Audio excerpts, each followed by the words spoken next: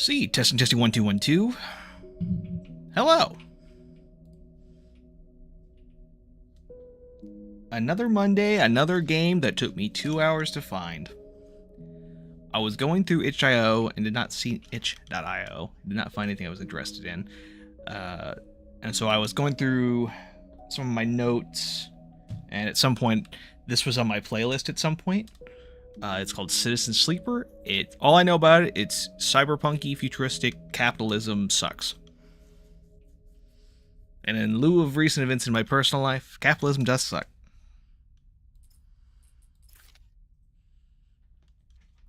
That's all I know about this. So we're picking a class. Operator. Extractor. And machinist. A machinist repairs and modifies automated systems using the industrial resource extraction. Sleepers assigned to machinists who work usually are diligent, careful, and structured people.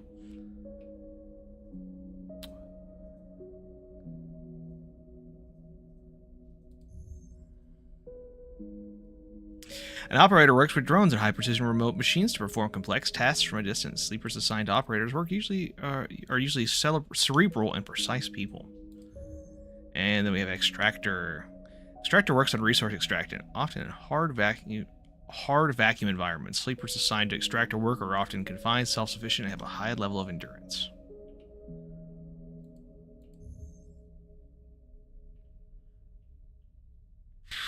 Let's be an operator. Again, I have no idea what we're getting into, but I know it's about capitalism. We all hate capitalism. The first thing you become aware of on waking is the disconnect. The delay between thinking and feeling, between wanting to act and acting, minor, almost imperceptible, but always present. Where are you? The first thing you should be aware of in waking disconnect is the delay between... Okay. I'm going to think of my Bob D. A leap in the cold lake on a hot day. The sting of blood welling from a flesh wound. The friction on the fingertip. All of a sudden, the memories are closer than you thought, blurring as you approach, until you can't tell one from another. The cold slips in, behind you and around you, and the sensation fades out of your reach. Perhaps you should be thankful for the dulled nature of this new body, given your current circumstances. The walls of the container feel immediately present, cold, hard, at your back and face, cramping your limbs.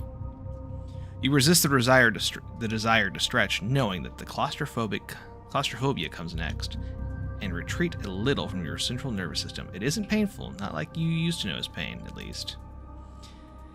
In emergency mode, pain is a message delivered with efficiency and ease, a reminder that harm is imminent. There is no insistent throb, no trembling nerves, just a warning delivered with a banal quality of a digital notification. Right now, there are thousands of them.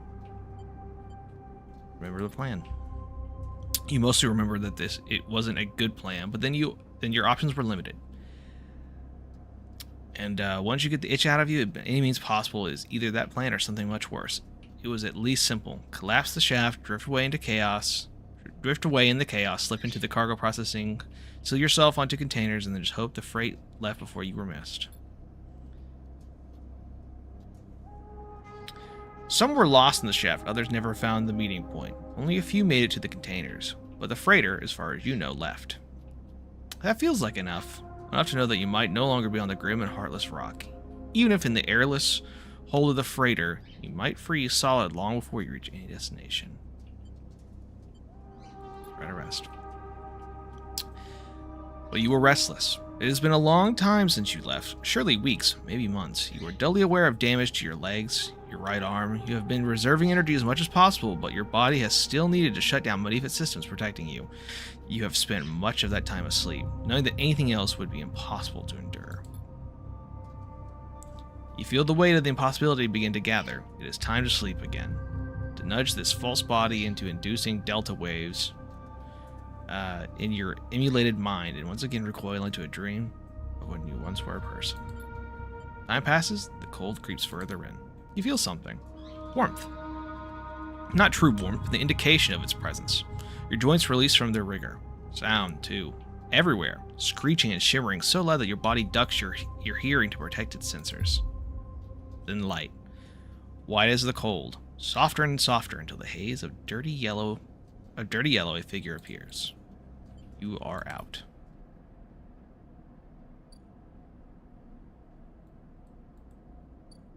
Dragos, pragmatic salvager.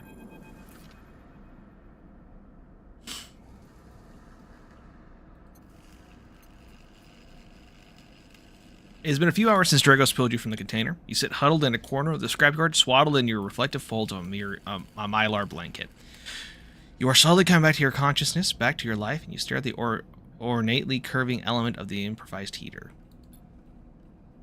You are surrounded by angular, incoherent lumps of ship, some corroded beyond recognition, others still carrying glassy wounds along their edges where a plasma arc sliced them apart.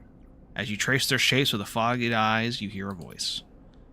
It's a sleeper. You all thawed yet? Almost. Never seen one of you come in like this. New frame must have better perseverance in sub-zero vac. Seems more than a few of you frozen solid to hull plates or inside outer lockers in my time. You weren't so lucky. Dragos comes into focus, shrouded in a makeshift tech. His headset, with its glinting eyes, the mark of an drone operator. On his shoulder, one of the symbiotically linked drones perches, its irising eye locking onto you with an unflinching stare. Last living sleeper that came through this yard was a long while ago. It didn't last long. You stretch to read his expression beneath the tech, but he seems lost in memory. For a moment, or perhaps he's just figuring out what to do next. What happened to them? He ignores your question. I won't ask what led you to do it, to sell yourself to a corporation. And I suppose you know you can't go back. Your old body, that's theirs now. And you are just software. A rogue emulation, illegally possessing corporate property. You nod along, you remember biometrically signing the forms, the cold floor on your feet as you padded to the sleeper's cells. The promise of a life off-world, but as you do, you get the now familiar sensation that these aren't your memories. These are things you know, but not things you feel. You are no longer that person, you are an offshoot. A copy. What you won't know is what's ahead, at least the last ones didn't. There's no easy way to put this. That body of yours is falling apart. It's the same as any sleeper who makes it out. S and ARP wants to protect their property. What if they can't keep a hold of you? Well, then no one can. You remember that too. Or at least rumors of it from other sleepers. Planned obsolescence. A built-in dependency on the regularly administered supplements that were part of your routine. Stop taking them and your body begins to shut down. Separate from your emulated mind. How long has it been? How long do you have? But for now, sleeper, you are one of the lucky ones. Rico glances up and away towards the glassy dome of the yard. The eye is the best place you can be right now. The eye? The station! You'll see soon enough. Gregos impatiently shifts his weight. Look, I've got things to get on with, he trails off. There's an old freight container I've been using as storage in the stacks. We haven't been pulling in much valuable scrap these days, so you're welcome to it. Something wells up inside you. Emotion. Fatigue. You shakily get to your feet. Alright, you head up there. You look like you need some rest. And with that, Drago stalks back into the wrecks, his drone already converging on the wrestling hulk. Plasma flashes, silhouetting his spindling figure as he returns to work. Welcome to Erling's Eye. Life in the Eye runs in cycles, during which you can talk to characters, explore the area of the station, and perform actions. At the end of each cycle, you need to head to your current home and rest. Resting will move time forward on the station. Head to the empty container location and rest to end your cycle now. Select locations by clicking on their icon. Get me into that empty container in the cycle. One day. Hope you like the sound of my voice, because there's no voice acting. That's right. You wait curled up in the corner of the container and begin slowly assembling the world around you. After all this time, you still find this body, the one you wake in now, strange and disjointed. Its message is readable, but somehow wrong. You sit up, pulling the mylar blanket close around the cold. Here you are on this ruined station, millions of miles from anyone you know. Are you still in the system? Did any of the others make it out? It's impossible to know, after all. After all this, what matters? I guess building a life. Maybe you did get lucky and find yourself here. Maybe here on the edge of everything, there's life for you to build. But before you can build anything, you'll need to learn how to survive. Maybe if you can do that, you can make a life for yourself. Dragos has left a few comforts in your container. The mylar blanket, the bedroll you slept on, a canvas of water, a makeshift electrical stove, and some faded sachets? some desiccated powder. You thumb the power stub of the stove and begin to boil water. The contents of the satchel smell like damp wood, and you sprinkle them into the liquid. As the pungent smell washes over you, images of your restless sleep come back to you. A ring, like the station, but skeletal and ghostly. A web of threads pulling at your skin. A constellation of bright polygonal shapes like angular suns burn in your mind. There's something unpleasantly visceral about these images, and it is long after you finish drinking before they begin to fade. Well, you tidy away the stove the best you can and try to gather enough energy to greet the day. Tutorial. Condition, action dice, and energy. Your condition represents the current state of your artificial body. It depletes one segment each cycle, but can also be damaged by violence, injury, or lack of food. If your condition bar empties, you will suffer a breakdown. You'll have to figure out how to recover your condition now that you no longer have access to corporate pharmaceuticals that were keeping you alive. Action dice. At the start of each cycle, you roll your action dice. These dice can be used to perform actions on the station. The number of dice controlled is based on your current condition. The worse your condition is, the fewer dice you have. Once you have used your dice, you cannot take any further actions and must rest to recover them, ending the current cycle. Energy. You also need to eat to survive. This is represented by your energy bar. You can refill your energy bar by eating, but first you'll have to find somewhere to get food. Your energy depletes by 2 segments each cycle. If it becomes empty, you'll be starving. Starving energy loss becomes condition loss, and your condition will also deplete at a double rate per cycle.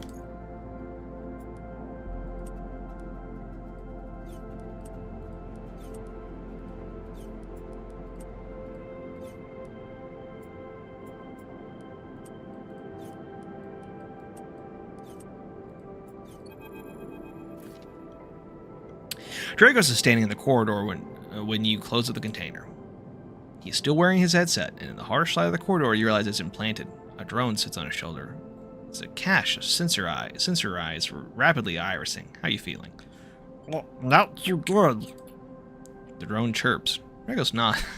That's gonna make character's voice now. It's gonna be this. You notice that beneath the operator's rig, his skin is marked by burns and blotches. I know the container isn't much, but it'll keep you safe, he pauses. So, I'm not going to chit-chat long. You willing up to work? Say sure. Alright then. At the yard, it's simple stuff. We hack these old hulls down, sell them off to shipyards or the bright market dealers for crypto. Occasionally we pull in some tech, something with a bit more value, but most of it comes in as scrap. It's hard to find good hands here, but I figure as a sleeper you'll be used to the manual labor, and obviously I'll slip you a few chits of commission based on what you turn up. Got it. I assume chits are chitlin. He shuffles his feet nervously. Look, I wouldn't usually do this. In my opinion, you'd be best suited moving on as quick as you can, and sleepers, well, trails off. But things being the way they are for me at the yard, I need help. And I say happy to, because I don't want to know anything about him. Okay, he pauses, thinking of something else to add. Look, just come down to the yard when you are feeling fresher. There's plenty to do.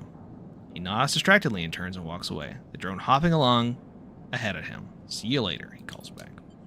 Looks like it's time to go to my job. Oh boy. Okay, move these things. That's cool. Yeah, I didn't think I could do that, did you? I can also view my operator.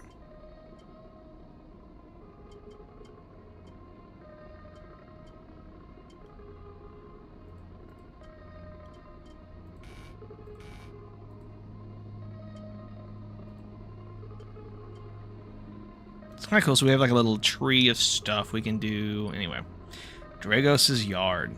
Decaying scrapyard. Oh god, there's so many tutorials, please! Actions are the primary way you interact with the world of Citizen Sleeper. To perform an action, click and drag your action. Choose your action dice in the slot. Whole dissection is an example. Even the Rusty's... Okay. Actions reward you with clock progress, energy, condition, or items, depending on their outcome. There are 3 types of outcomes. Positive, neutral, and negative. Following that, action dice will come with these output. Oh, I see.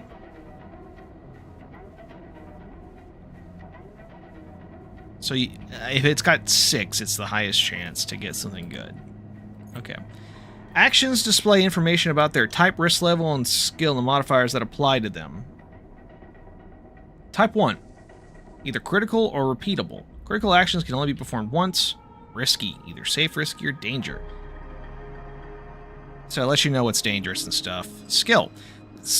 The skill that is action requires either engineering, interface, endurance, intuition, or engage, and then there's modifiers that change your rolls.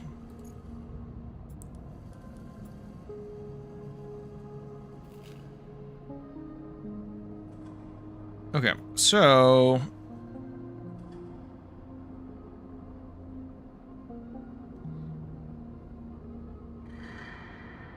you got to get him back into business, so we got to get some money into him. So let's insert a dice. Do I know my stats off the top of my head? No. I'm a drone operator, so I'm not very good at endurance. So and it tells you it's a little risky.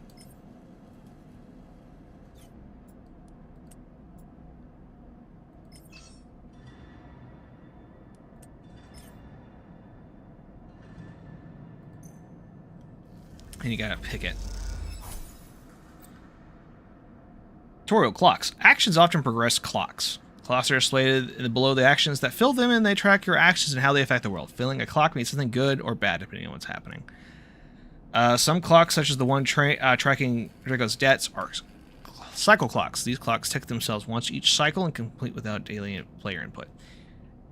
Any active cycle clocks will be displayed on the icon for that location. Okay. So we gotta get money in for this guy.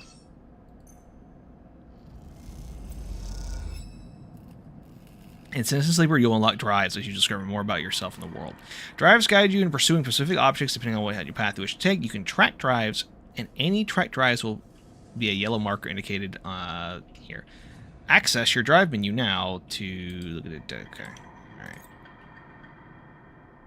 You're now free to explore Erlin's Eye and make a life for yourself. Try tracking a drive to help you survive.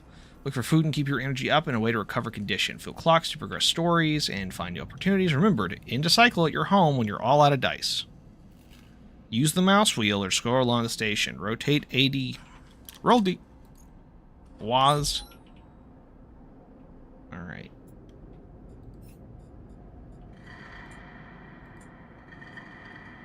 Okay.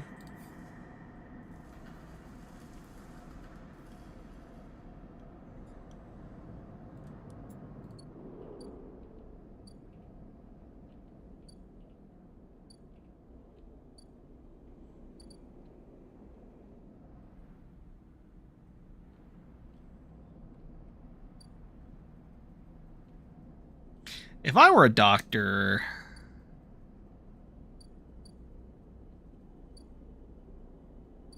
Okay, it's a wet dock.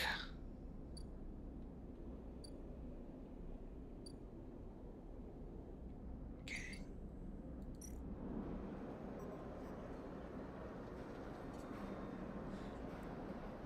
Oh, Jesus, you could steal stuff? That's what passageway leading to all kinds of docking bays.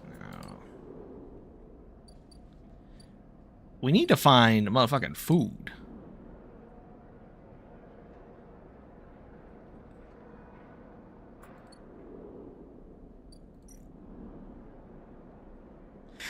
Takes several cycles to reach the starboard belt and return. No, I need to find Mumney, or I need to find the market. There's hundreds of people here. Local knowledge, explore the market. Yeah, we'll throw a...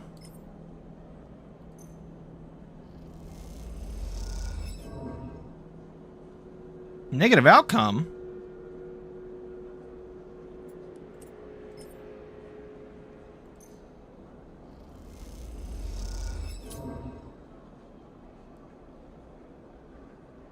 You were led into a blind alley and jumped from behind. By the time you get your both feet in the thugs, their chits. Oh, they took my money? Oh. Got mugged.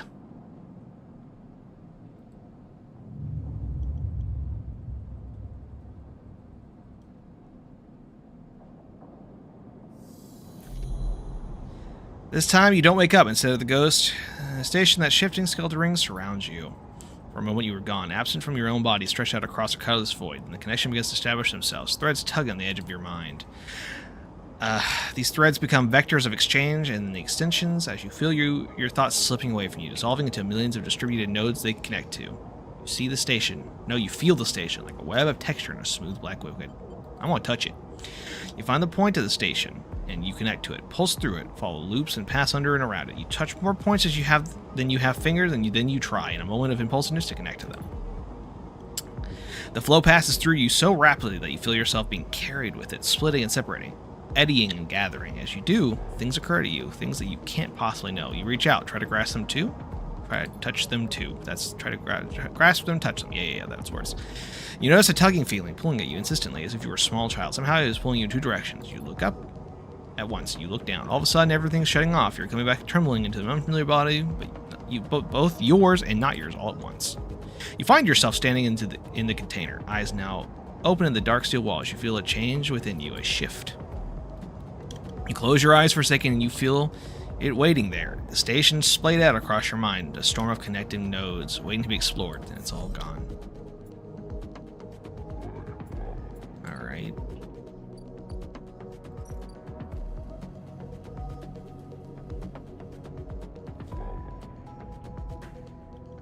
Oh boy, we're starving. We gotta find a doctor.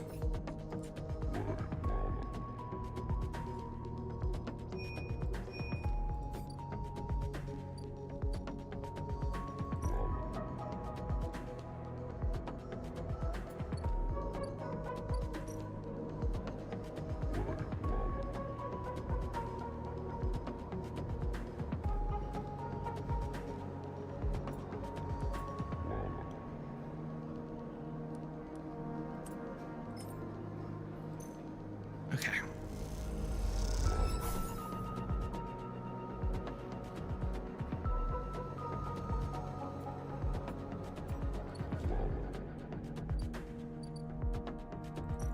Ooh, a bar? Oh, we could buy rations.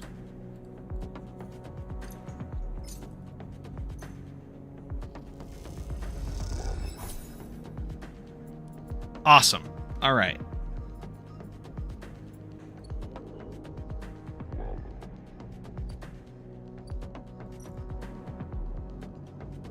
$60 credits? What do I look like, a fucking rich guy? Get me out of here. Alright, let's get back to work, I guess.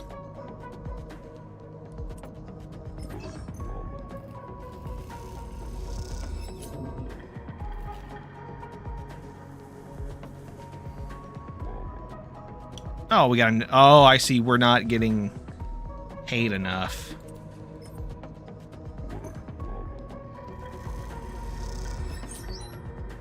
Okay, awesome. Alright. That's day 2, baby. Down. Down, down, down. We got 20 whole dollars. When are they gonna give me a gun?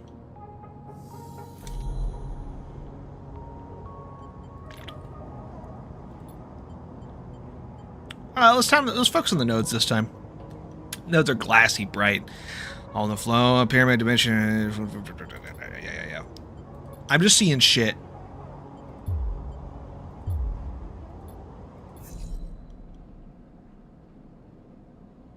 Oh shit! Someone is following me.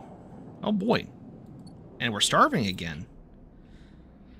Something has changed inside you. You can now access the data cloud of the eye, a network of decaying protocols and data caches. While you use the dice and items, you have access to the extract data. Be careful, these networks are old and strange. Click the eye toggle at the top of the screen. Where the screen toggle at? Where the white women at?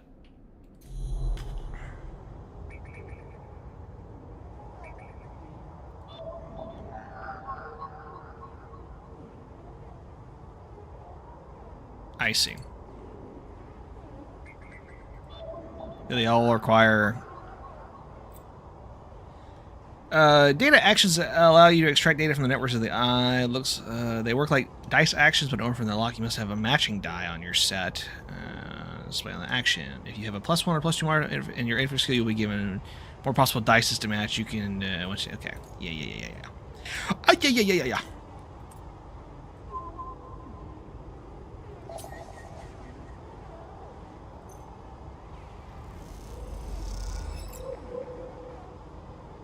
Ah, now we got a little data. Yeah, you weren't expecting us to get a little data, were you?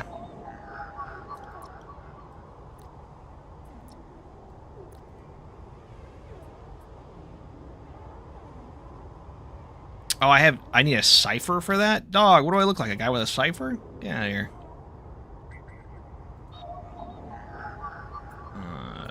Nope.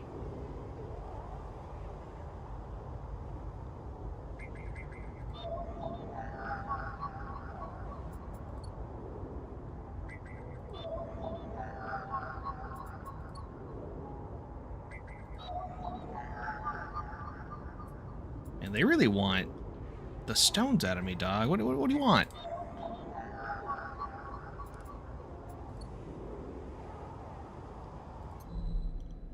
I open my eye, and I go get some chicky nuggies.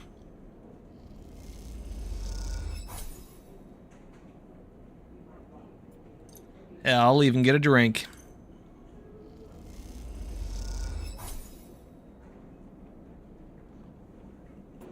Nice. Now I'm drunk.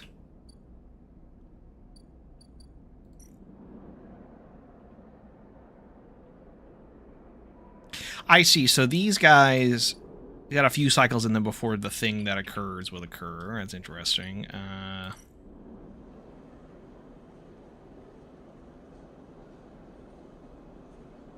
I got jumped last time I was here, so let's not go there. And I'm broke as fuck, so I can't do that. Alright, let's do some work then. Fine, I'll be a good boy. Alright.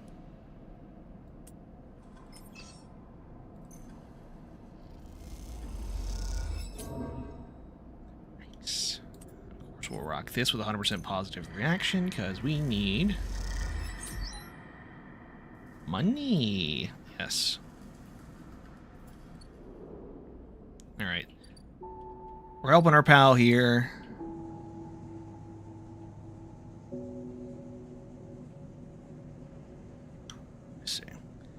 I see. And of course our character. We're good with interfaces. We're bad with strength. I gotta keep that in mind as we're kind of putting along here. And we're being hunted. So delightful.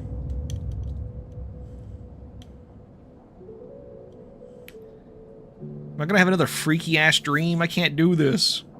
Thank you, Jesus. As you close up, a voice echoes down the corridor towards you. Sleeper, wake up. I'll turn. Fang. Fong? Is it Fong? Fung? Fang? It's coming down the corridor towards you. A wonky grin on his broad face. Hey, glad I caught up. Do I know you? You do now. He puts a hand on your arm. I've seen you hanging around. Just wanted to chat. You staying in that thing? He nods back to the container, shaking his head. Rough. It could be hard to get a start in the eye. He looks away down the passageway. What was it old Erlin said? The eye opens for all us. Nice idea, but well, not always very practical. He glances back at you. We do our best, but it isn't easy. Erlin. You pass together in the main walkway. No one has ever told you about Erlin. He's the founder of this place. That's why he bears his name. Havengard should organize some seminars, he laughs. Not really my department, though. I'm with systems. Systems. Everything on the eye runs on. We had our hands along the passage wall. This place is a ruin, but systems keep it spinning somehow. At least we try to. He stops you in a quiet passage. Look, that's not what I'm here to discuss. I saw you around, and well, I know a little about you sleepers. I have a little proposition for you. He placed a glance, but this is not the place for it. I have an office just across the way. Give me a cycle or two to prepare. Then, when you are settled, stop by. He lowers his voice and gives you a dark look. In truth, I need you. If what they say is true about you sleepers, well, there's work to be done. He pats you on the back, and his voice is bright, and his dark look suddenly gone. Stay clean, sleeper. He walks down the passageway, raising his hand in a farewell.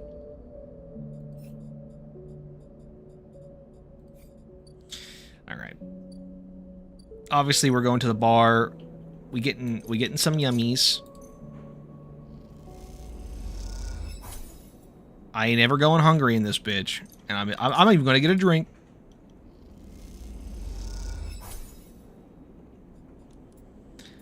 I still need to find a doctor though, because I'm motherfucking fading.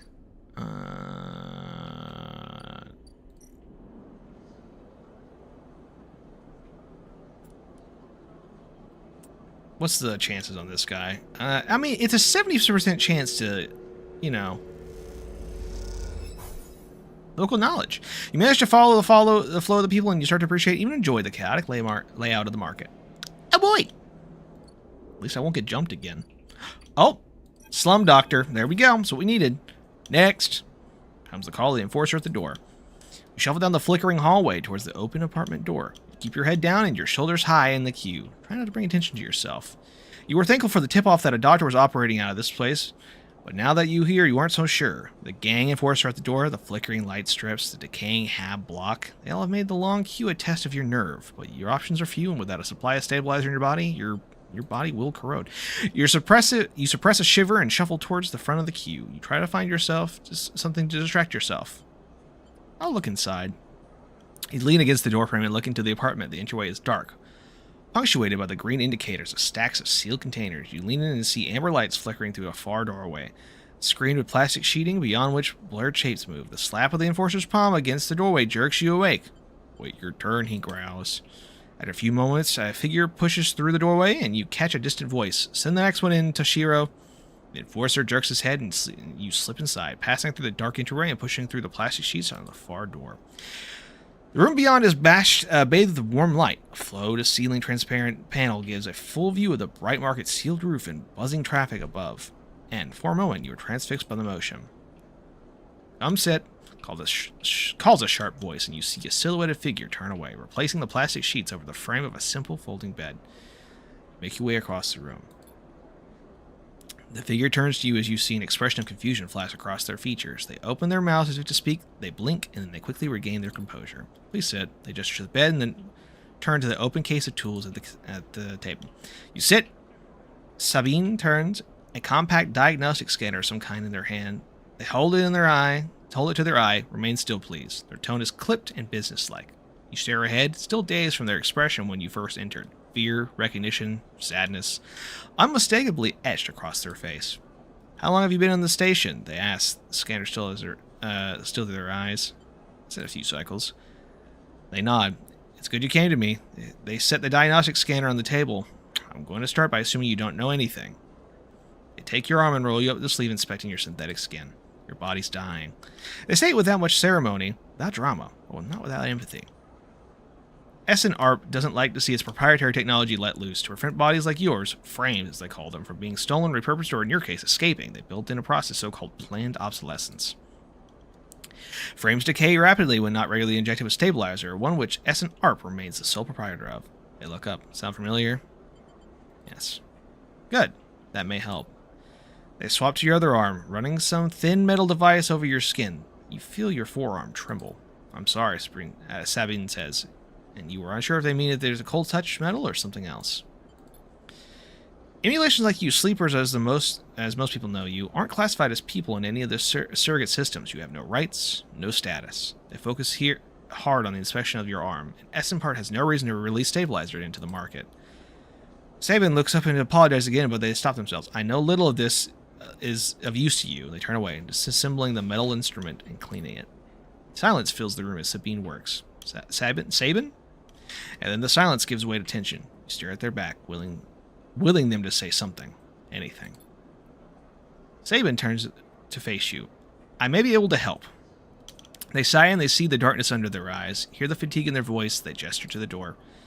You saw Toshiro, right? You nod. He works for my benefactor, Yatagan. They are influential in the low end. They gave me this space to work, run the door, and take the profits. At the same time, I had to fix up their enforcers, tend to their endpoints, sew up their wounds. They look away. But Yatagan has connections, smugglers with a starward belt. Mercenaries working for the corporation on Ember. If they can source a stabilizer, maybe you'll have a better chance. Sabin sets down their slate, their notes complete. This is dangerous, and it'll be expensive. But I think we can do it. Thank you. Sabin walks to the window, their face dappled by the shadows of passing drones. Let's just see if this works first. I'll let you know when I have a lead. You nod and leave. Sabin still staring out, unmoving. When When you reach the lower level of the market, you look back through the panels of the roof to see if you can see their face, but the room looks dark against the lights of the market. You duck your head and walk off into the crowd. I gotta wait 3 days. Maybe I won't die in those 3 days. Maybe I won't die. Okay, let's get some work done. Boss man's gonna kill me. Oh, bump.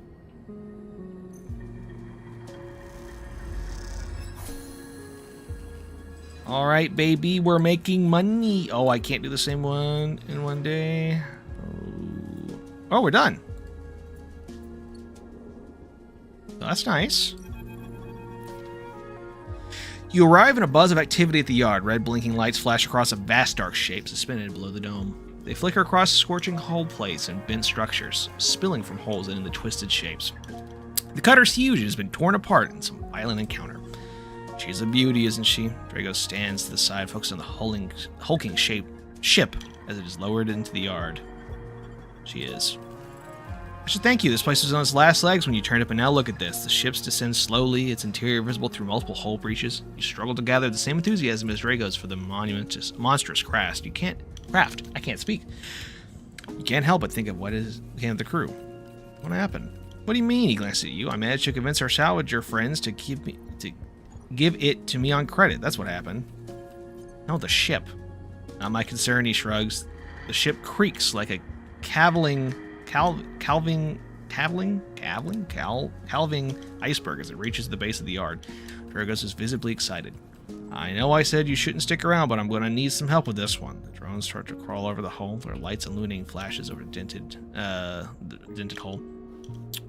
Watching, you wonder if you arrived in a similar fashion, locked inside that container, right on the Essen ARP freighter, lowered into the yard like a corpse ready to be butchered. Or was the container delivered to Dragos on its own, a womb for your rebirth in a strange station? Shudder. Perhaps if you can learn something about this ship, you might be able to trace the path that led you to this yard. Drago squeezes your shoulder. After these past cycles, I think we're up to it. What do you think? You see the fading name on the ship emblazoned on the side, Winter's Light. Let's do it. He claps on your back. Glad to hear it. Come back in a few and we can get started. A real beauty, Dragos repeats. Perhaps just to himself, take one last look at the shattered ship as the drones start cutting and slip out the yard, feeling sudden cold in the empty passage. Gotta drive. Oh, I use that. Character upgrades. You've completed your first drive. Each drive unlocks an upgrade point, and you can spin it on your character. Access your character. Oh boy. I have 1 point to spend.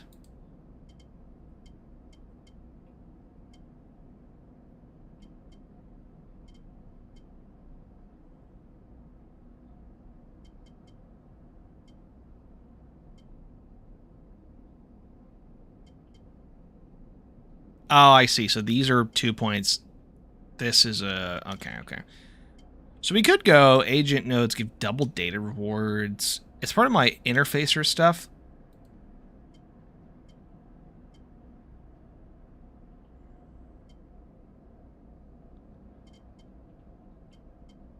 I don't know. What are we feeling?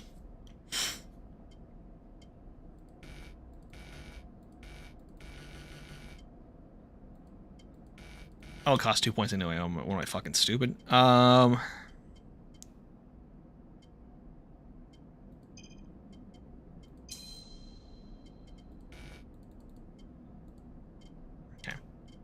Well, at least we're on par for everything now. I think that's probably worth our time.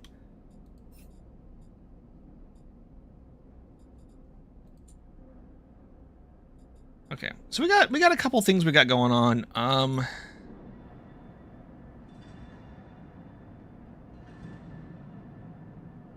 So this is his bad. This is bad.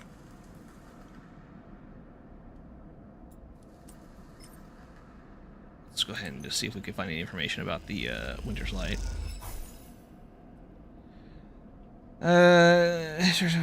Is curious. Okay. We're getting somewhere.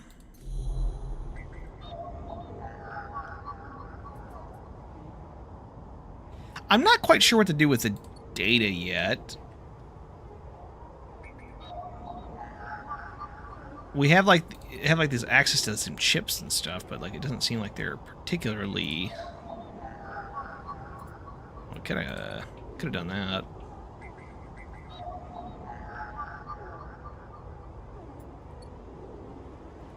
All right, let's just go to sleep. Bedtime.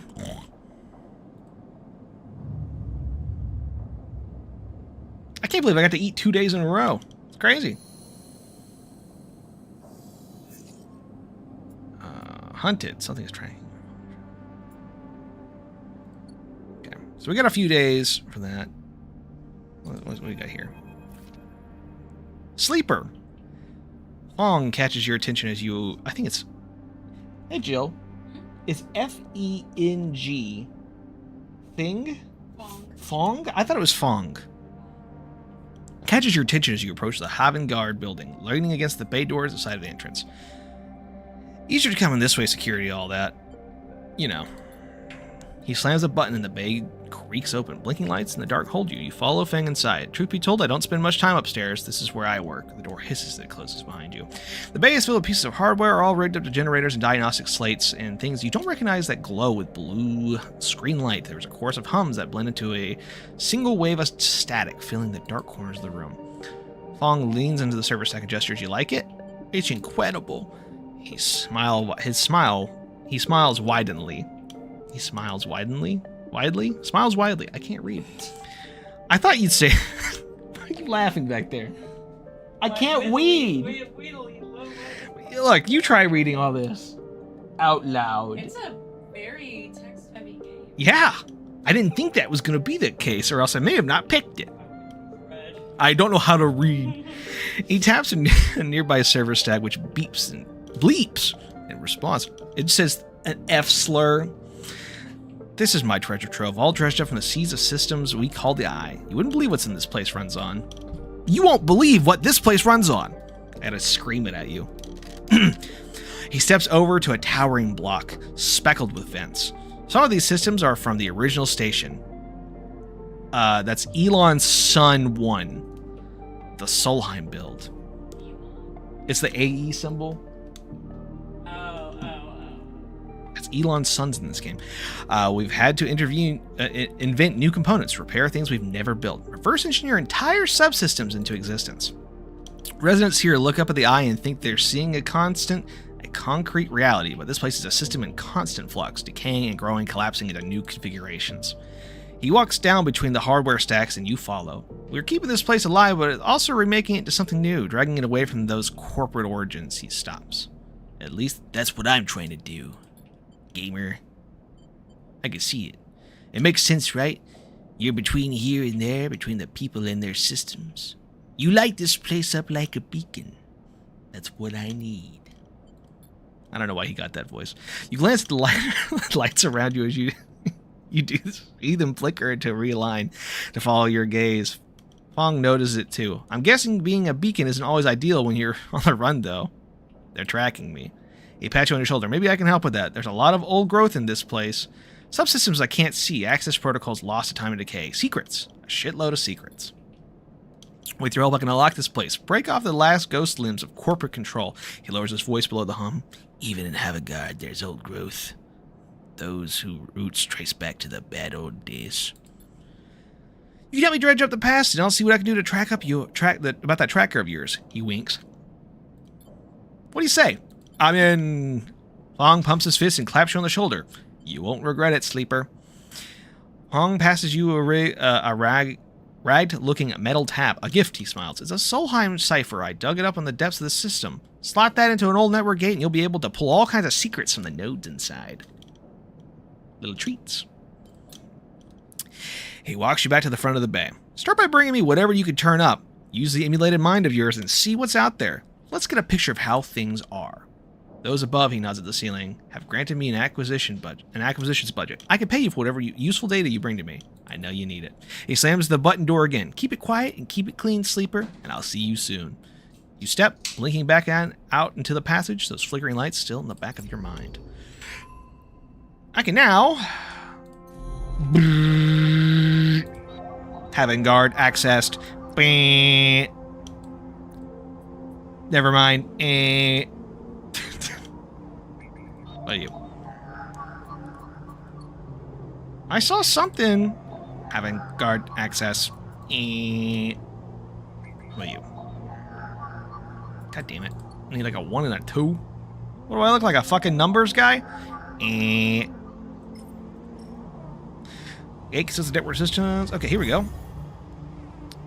Gate 7 access with a squawk of noise. The old gate flips. Awesome. Awesome. We've unlocked a gate.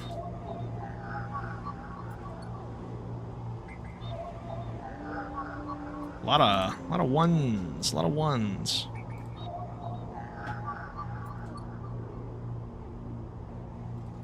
Alright. I think our medicine guy is still working. Yeah, he's got work to do.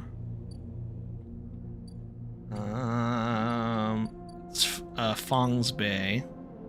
Flambe.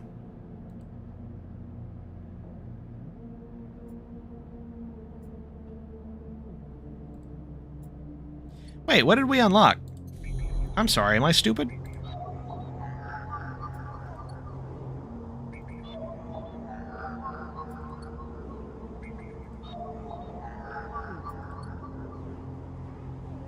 I unlocked something over here. Oh, here we go. Buy some scrap. Most of what comes in the Star Wars belt is corroded trash, but sometimes something valuable can be found along.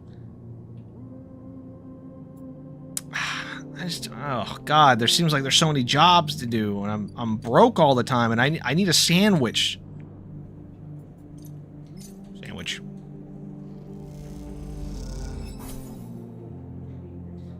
Hell, I'll even have a drink.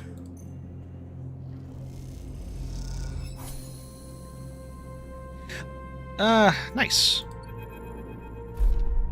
The glass shatters in the steel bar beside you, and the taunts don't take long to follow. Hey, Haunt. I don't think I could say that. Can I say that? Is that a slur? Haunt? I assume it's not a slur, but it sounds like a slur. It sounds like a space slur. Spacer calls across the low room. What are you doing here? He laughs at his own lame joke. Playing human? I'll ignore him. You hunch a little further, staring at the hundreds of tiny impact points that scar the bar's surface. A hand falls on your shoulder, but as you flinch away, it pats reassuringly. You freeze in place. Out. Tala! We love Tala. The voice comes from behind you, spat out like a shot. You turn to see bright eyes, dark hair, a stare that could breach the walls and vent you into a hard vacuum. As you turn back to the spacer, the second glass comes sailing through the air. I'll catch it like a base. You reach up your hand, it shatters across your forearm, showering you in fragments. God damn it. Through the haze of glass in Giroulet vapor, you see Tala leap the bar and close the distance to the spacer. The thud as he slams into the wall echoes from across the bar like thunder. Now flanked by other figures quick to their feet, Tala throws the spacer out through the door and stands silhouetted against the rotundant lights. You touch her arm and it feels wet. Someone helps you to your feet and back onto your stool. Broken glass rattles as it's cleared, and the fresh measure of Gillian, that's when I say it's Jillian, is glugged out in front of you. The same hand, warm, heavy, falls on your shoulder once more. He isn't coming back. We don't tolerate that kind of shit here. Tala flops on the stool beside you. Steal a good look at you. Tala wipes the powdered glass from around the wound, and someone places a bottle of alcohol in a metal tin with tweezers on the bar. She disinfects them and turns them to you.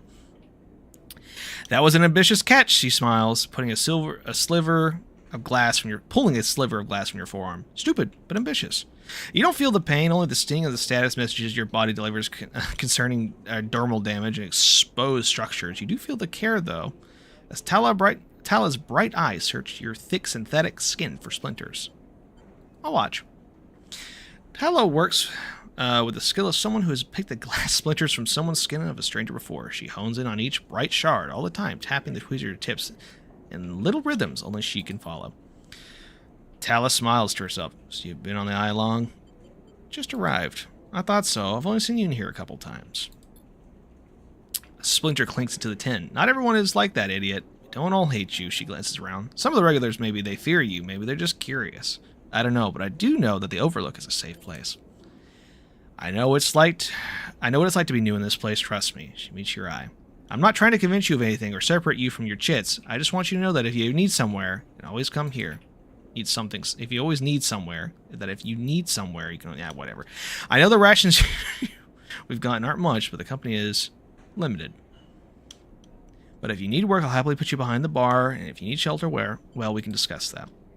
You'll be safe. I usually have Francis on the door, but he's up in the Greenway this cycle, haggling with our supplier. Francis tends to be the particular about what we serve, even if the clientele isn't. She places her tweezers in the tin with a clink. That's you, sleeper, here. She slides a glass of Griol. This'll help. She stops her hand on the glass. Wait, does this help? I mean, can you get drunk? No idea. She laughs. Well, keep trying. I'll let you know if I see anything different. Any difference. She walks back around to the bar, gathering the glasses as she does, and before long is retelling how she threw that spacer out of the new group to a new group that just wandered in, complete with dramatic actions. She gestures in your way, and you instinctively look away, back to the worn surface of the bar. You take a sip of your Criel. The earthy fungal tones fill your senses, almost blocking out sight and sound, like diving headfirst into a bog. You may not be able to get drunk, but this connection is to something grown, something fermented, something old. Feels good. Alright, I got beat up at work today. Delightful. I believe this stock doesn't have anything added right now. We can't really afford anything. Let's see. Let's go to Draco's Yard.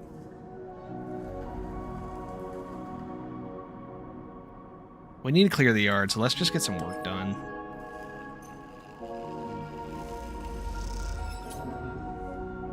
A little money never hurt a soul.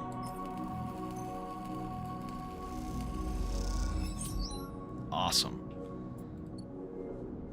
Off to the next day we go. Sleeping on bedtime.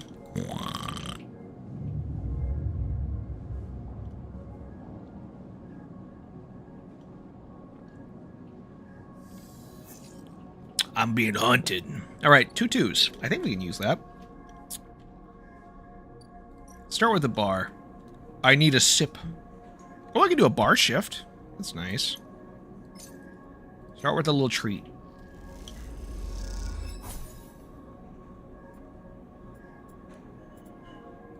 I would like to take a shift, but I'm really busy scoping the ethos. Let's take a crack at all this. That didn't have anything.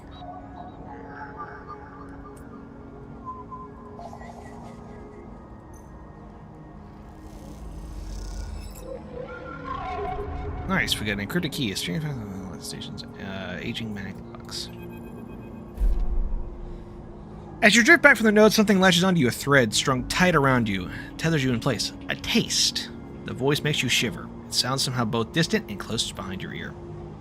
You see a distant glint of light shut off, and then suddenly a shape is in your sight. It stalks around you, clinking like a shark, a wolf. Into the unknown.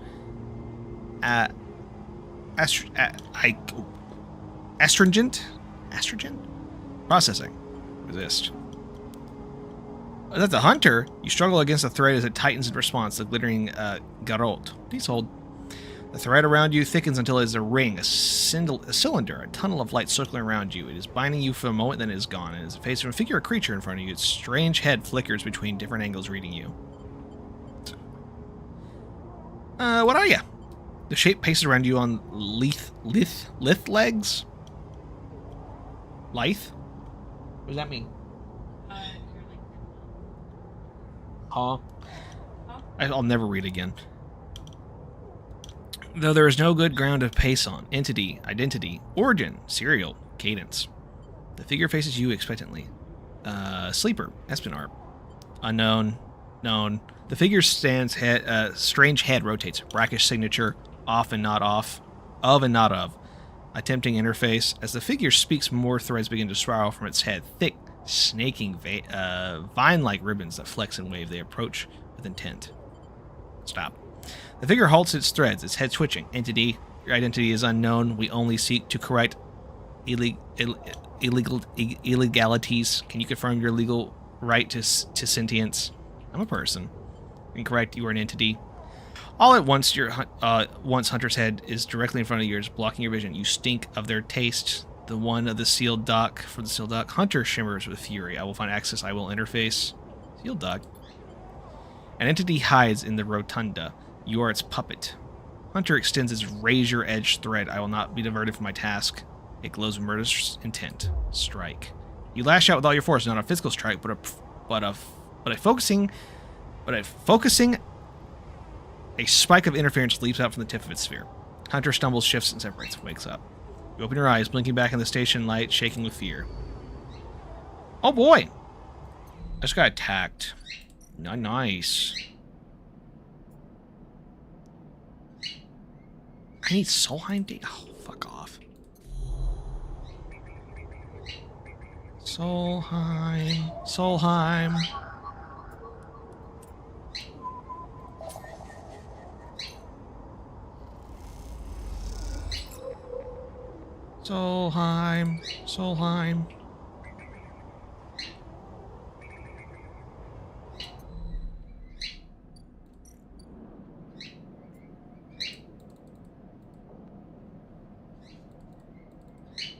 Do I not have any?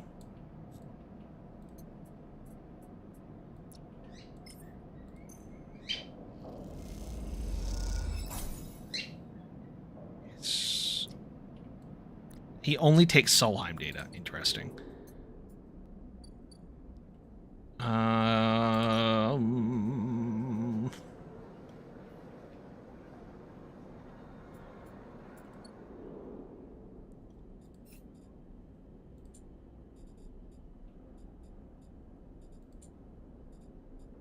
Yeah, well, I mean, we're getting there. I mean, we got a couple different jobs cooking.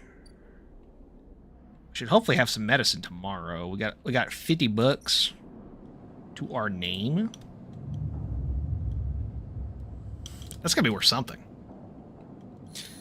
That's like 5 sandwiches here. All right. The first thing you see on entering is the glint of Toshiro's implants, like a cat's eyes, in the dark of the corridor. He nods you in as you arrive at Sabin's door. The entryway is still dark, and you push through the sheeting into the surgery. I have it. Sabin stands with a case open in front of him. A set of vials lined up inside, separating by foam inserts. They pick one up, retaining it in warm light. I have no idea how Yatagan. They trail off. We should treat this with caution. It looks authentic, but I have no idea really what it appears to be. I'm the test case, I suppose. That seems to be the case. Unfortunately, I'm not sure what the other choices we have. They gesture to you, sit on the bed. The stabilizer works under a similar principle to the immunosuppressant in the transplant operation, in that it stops your body from rejecting the unfamiliar parts of itself. In the case of your frame, the unfamiliar parts in you is your biosynthetic organ groups, which over time are identified by your body as a foreign material and therefore must be eliminated.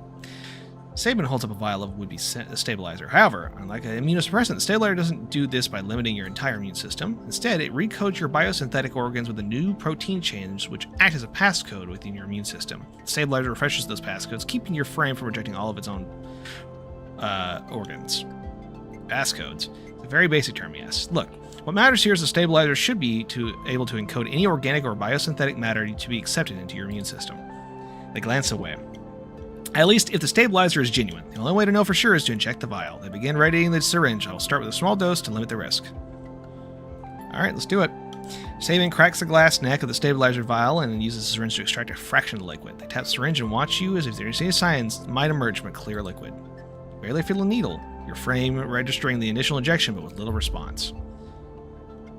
A sensation begins to spread from the site. A fizzing, trembling wave that disperses through your arm with incredible speed. Your vision goes white, and when it returns, Sabin appears encased in shards of sparkling light that slowly fade into darkness as you settle back into your bed. You swim in darkness. Muffled noises like an argument heard from underwater. Prickling waves of cold.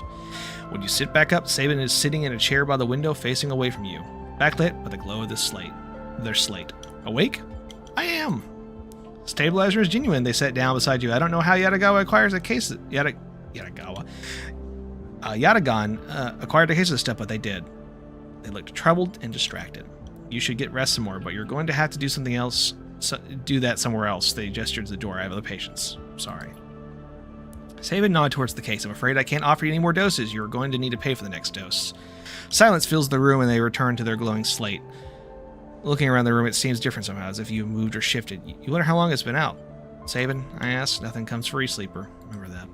You manage to get to your feet and wander out the hallway. The queue stretches down the flickering corridor. Shishiro stands impatiently by the door and fixes you with a glare as you leave. You lower your eyes as you stumble past, somehow faintly aware the station's spinning beneath you. All right. Drug time, drug time. $100! This place is a capitalist fraud. I hate this place.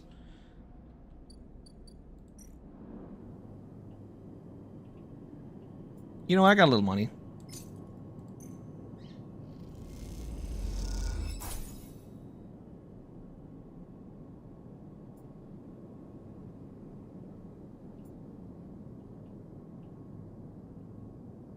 I got a negative? Why did I get negative? Aww. Aww. You know what? I'm going to pick up a shift here.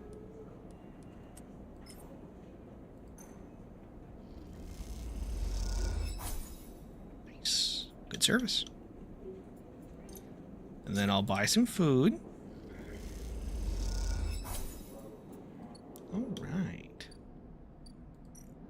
Then I gotta do some work on the shipyard. Today's another cutting day.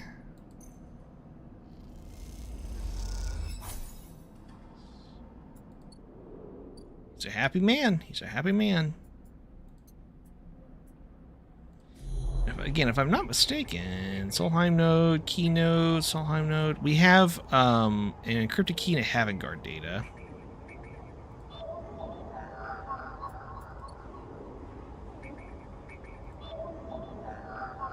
I got an agent thing.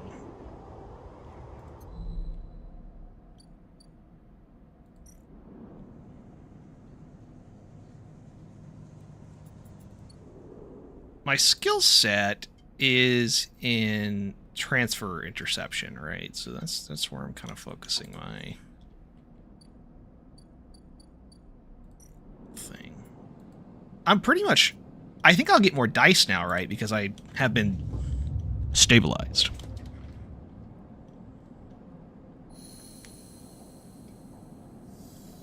Yes, I got a full thing of dice today. That's right, baby. We're going out on the streets. We're playing dice. We need $100. So I won't... I don't get... It wouldn't wind up broke. Right.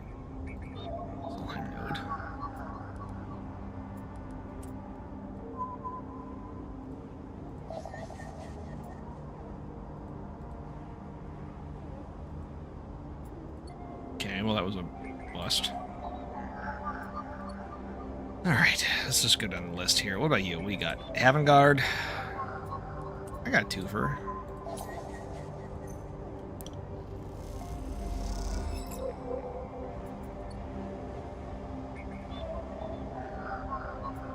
A oneer, no thank you.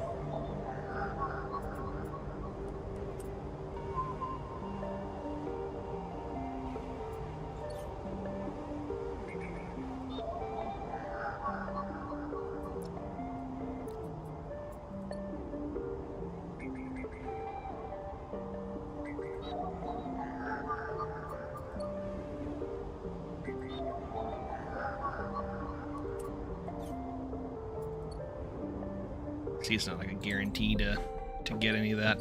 All right, we need to get some work done. Anything cool with the wet dock? It's crossing. They haven't come back yet.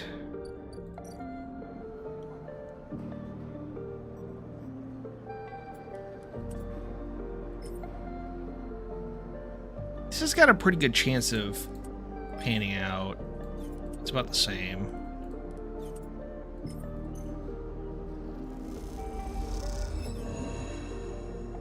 I'm on the Havengard watch list. Oh, fuck me.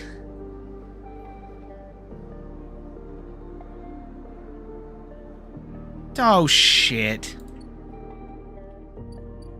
Oh, fuck me.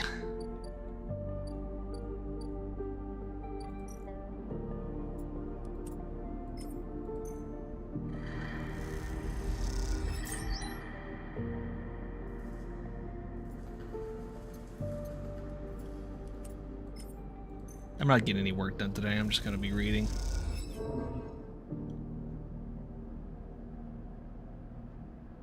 Oh, fuck me. My luck is not panning out right now. I have a sandwich, please. Thank you. Alright. In the cycle, baby.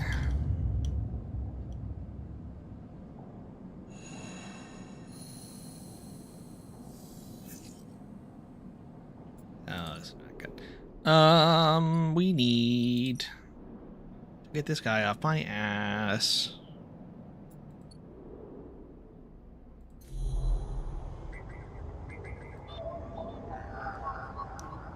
Apparently a 3.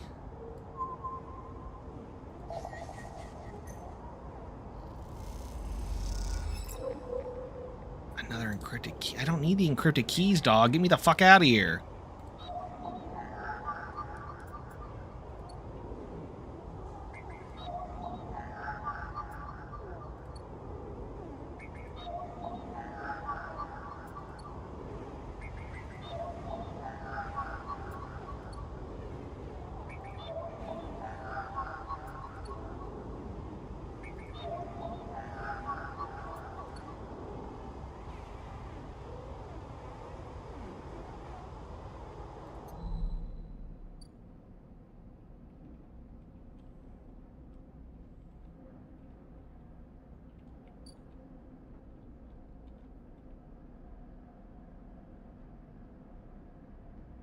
Alright, what do we want to do? What do we want to do?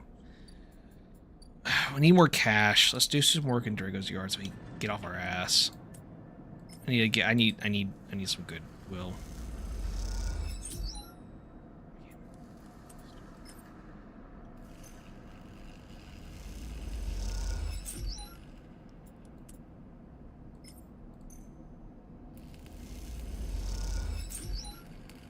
Perfect.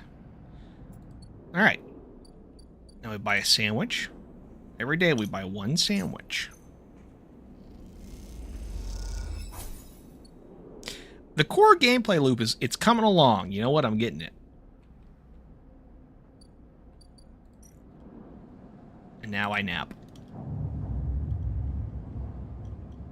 It only took an hour to get like into the core loop, but you know, we're here now. A 3 dice might be able to get us into something possibly today. Well, we got a...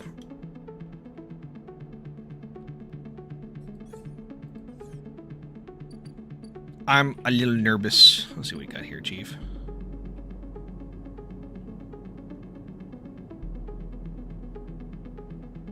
$60?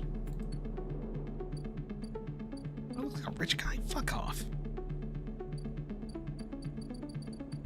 Okay, I got 50 bucks.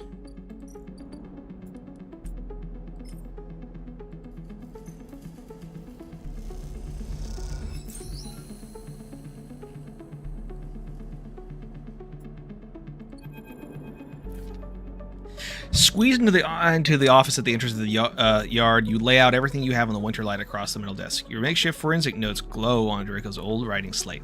Overlapping lines and scrawled annotations. A set of drone scans fill the small terminal with a spectrum of colors.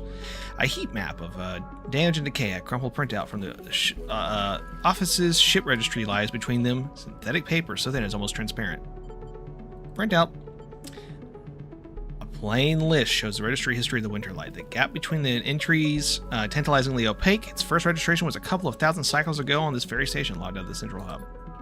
From here, the registry tells the story of a busy ship, one that rarely stayed on the station for more than a few cycles and often took a voyage that kept away from the eye for up to 100 cycles. The Winterlight got little rest. Reactor failure. There's the verdict that anyone would have returned after a curious cursory glance at the stated heat maps of the remains of the Winterlight. On the terminal screen, the ship is shown in section blotches of color marking the approximate damage of the ship sustained. Dominating the view is a single blood-red rose radiating from the ship's fraction drive. A simple story. A catastrophic failure from the drive core leading to a fatal hull breach. A well-documented failure, likely brought up by wear or misuse. But you aren't looking at the rows of the reactor. You're looking at a smaller, paler mark. One of the ones that's easily to be missed at first glance. Is a thumbprint-sized and delicately placed over the control circles of the ship's main external airlock. It suggests a controller-shaped explosion, one designed to punch through the hole and allow access to the airlock from the outside. You're looking at what's troubling you on the slates. Your attempts at a reconstruction of the winter lights before its fatal accident consists of a series of overlapping sketches and diagrams showing possible layouts and configurations of the gutted cutter. This was no off-the-shelf model. It was heavily modified. Parts replaced with inventive configurations. The new retrofitted into the old handmade joints and reconditioned filters. This was someone's pride and joy. A lifetime project kept running with care and intuition. It also contained a set of hidden compartments. You missed them at first, where the hull had been thickened by corners rounded to disguise the shape, but they're there. An old ship, many cycles under its belt, carefully maintained. A reactor failure preceded by a carefully concealed external entry. A suit of hidden compartments tucked away. This was the Winterlight, and this was its story. Well, that's not the full story because there's something else. It's a little more than a list, a tiny chunk of data that you were able to pull from the ship's systems. The main systems were fried, of course, but the Winterlight had a separate system, one tucked away in a hidden compartment, armored, air-walled. This list, the only recoverable piece from the whole system, is a partial inventory. It details the contents of a hidden compartment, some of which you recognize, some of which you don't. Ship ROMs, shimmers, crypto chain codes, and then the final entry, passenger, sleeper. You start the list on the terminal and try not to think about what it was like arriving here in the cold for so long, half frozen in the freight container. Had the sleeper been luckier? How had they convinced the Winterlight, a smuggler ship, if you ever saw one, to extract them from Essen Arp? Luckier, you laugh. There had been no remains found in the Winter's Light compartments. You checked. They weren't so lucky, you guessed, not in the end. You hold up a vial of stabilizer to the light. This was all you find in their compartment. A party gift from Esser Arp. Well, it won't go wasted now. You put it back in your pocket. The thought still bothers you, though. 2 ships carrying sleepers coming from the same yard? 2? One right after another? That feels wrong. You flick back and forth between datasets and terminals thinking, and you see that thumbprint again, the mark of someone trying to get in. Someone who entered the Winterlight with precision and speed. When they were done, they left the reactor to clean up the rest. That thought on the person makes you shiver. Suddenly, the office door creaks open. Drago stands in the doorway staring at the equipment and notices you've assembled. What's all this? This is probably what it sounds like. What's all this? He snatches the slate from the desk faster than you realize he can move. You're running an investigation here? What am I paying you for? The drone on his shoulder starts whining, shrilling, his anger passing through his implants. Are you hiding something? Hiding something? I'm hiding you, goddammit. What are you doing here, digging around in my business? He starts shaking his head. I know you have a lot of questions, but this isn't the way. He turns away, muttering to himself. This is the last thing I need. This ship had a sleeper on it. He freezes up, suddenly angry. What did you say? He pushes past the... Look at the terminal list. He shakes his head. So what? Aren't you all trying to escape? You're lucky it was you that made it here alive, not them. He folds his arm indignantly. Drago seems to steady himself and then turns back to you. The heat map of the reactor failure reflected in his headset glassy eyes. I've given you a place to stay. I've given you work. He stumbles on his words. Not sure what to say. There's plenty of others who would have sold you on, turned on you, but not me. I know. Look, you've helped me too. He quiets the drone. I've done well by you, and you've returned the favor. He straightens up and clears his throat. But this obsession you have with the ship isn't going to work for me. I can't have you making my clients nervous. I can't have you digging up whatever is you're after, he sighs. You can't work here anymore. I need the work. There's plenty of work here to have in the eye. Salvagers need offload in the rotunda, and yet again is always looking for a crew. I'm not the only one and the only show in town. Trigger reaches across you and flicks off the terminal. As the lights and the monitors die and the severe calm falls upon both you. Whatever this was, it was done. You made it out, sleeper. That means you had to move on. Someone killed that ship and its crew. And you want to meet them? He shakes his head. Well, you're done here. The dark Drago's headset glints, and you wish for a moment you could see his eyes. Meet him. Maybe he would understand. You get it from the desk, and Dragos gathers the notes, stuffing them into your pocket overall, so he holds the door for you. His headset is expressionless as always. You can stay in the container. I won't take that from you. Don't come back. His tone is final, definite. With the edge of disappointment, you walk out from the office and out of the shipyard, not looking back. You leave the yard, thumbing the vial in your pocket, knowing that this at least guarantees you a little more time. As you walk, your mind once again drifts to the person who killed the Winterlight, and whether or not that person will come for you. Damn it, we just lost a job! Womp womp.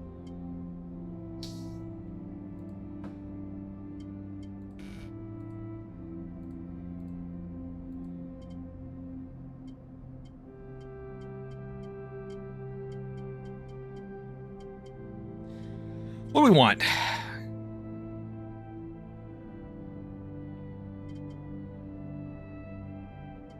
We'll go engineering.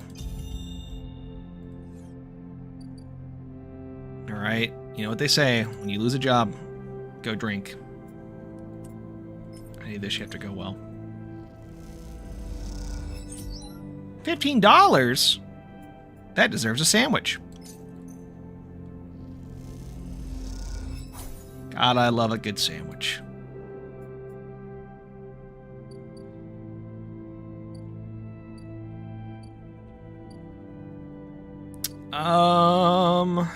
I guess we can start loading from the merchant freights just to see what we can get. I can't haggle it for this is not offload goods. Supply, merchants require a couple version prices. I'm not really looking to do that. They haven't returned yet with anything, so I can't help them with work. I can do some more data running, I guess. I can't believe I got kicked out of my job. What a dickhead.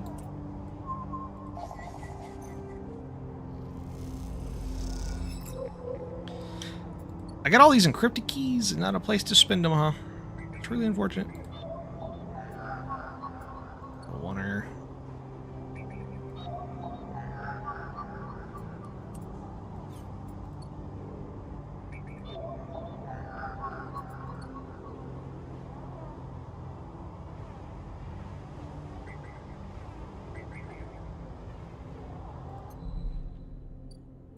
I think I'm still in trouble here.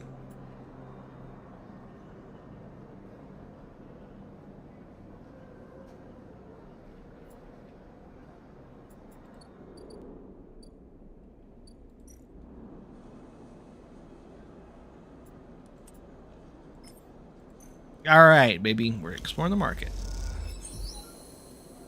Oh, we finished it.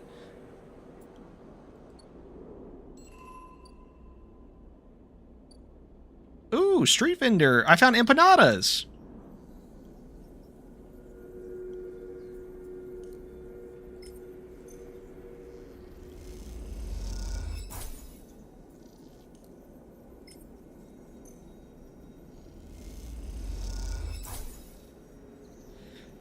So we're making money. We're selling the goods. We're doing good.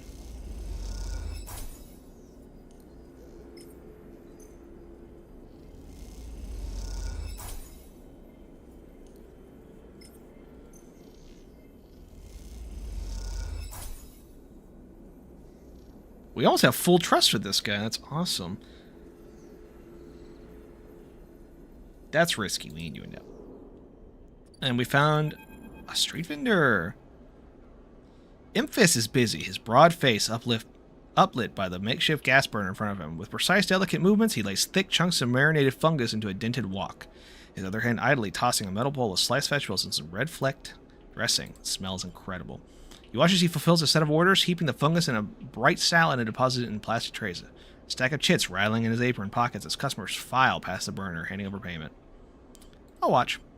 Despite the queue, Emphasis doesn't rush. Emphasis. He dresses each portion individually, squeezing precise slugs of liquid onto an assortment of bottles from the bowls of torn leaves and bright slices before tossing them loosely together. Occasionally, a waiting customer might mutter something about efficiency, but Emphasis remains steady in his process. After a while, the queue fades back down, and the Emphasis down his metal bowl and looks up across the burner to see you watching. I can feel your eyes burning a hole in my bowl. Free sample? I'm not sure, why not?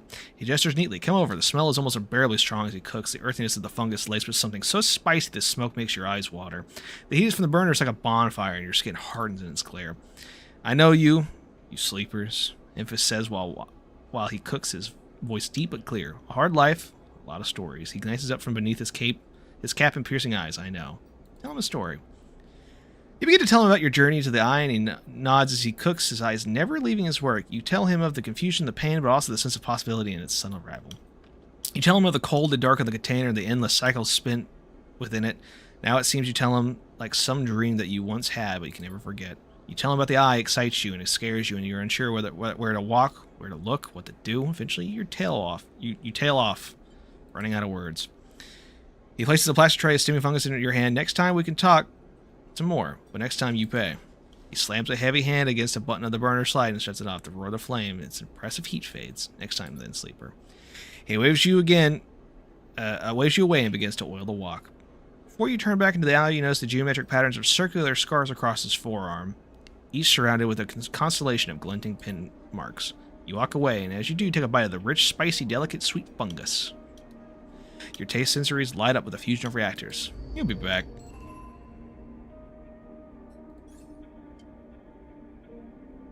New drive? How do I do that?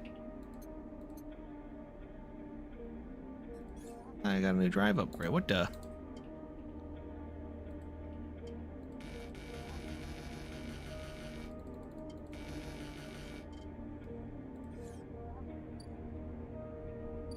Awesome that we got a new place to eat.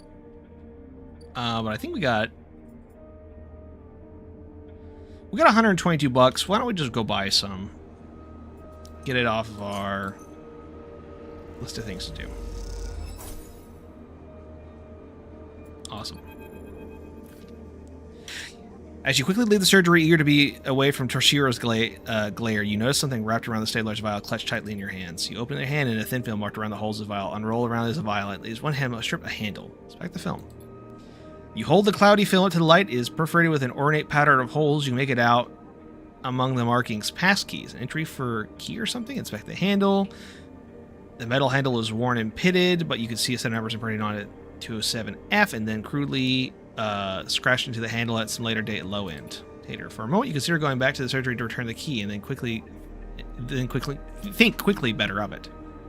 Did Saban want you to have this, or is Toshiro passing on a message? Time to head to the low end and find out. We're in the low end, aren't we?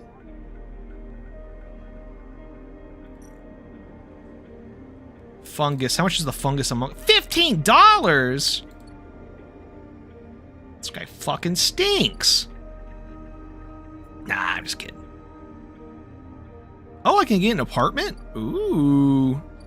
I just need an extra 100 bomblers. Oh, I'm getting tracked. That's still not good. Should I deal with that? Yeah, whatever. We'll figure it out when it gets there. I got $22 and 2 things of crystal meth. Ready to go.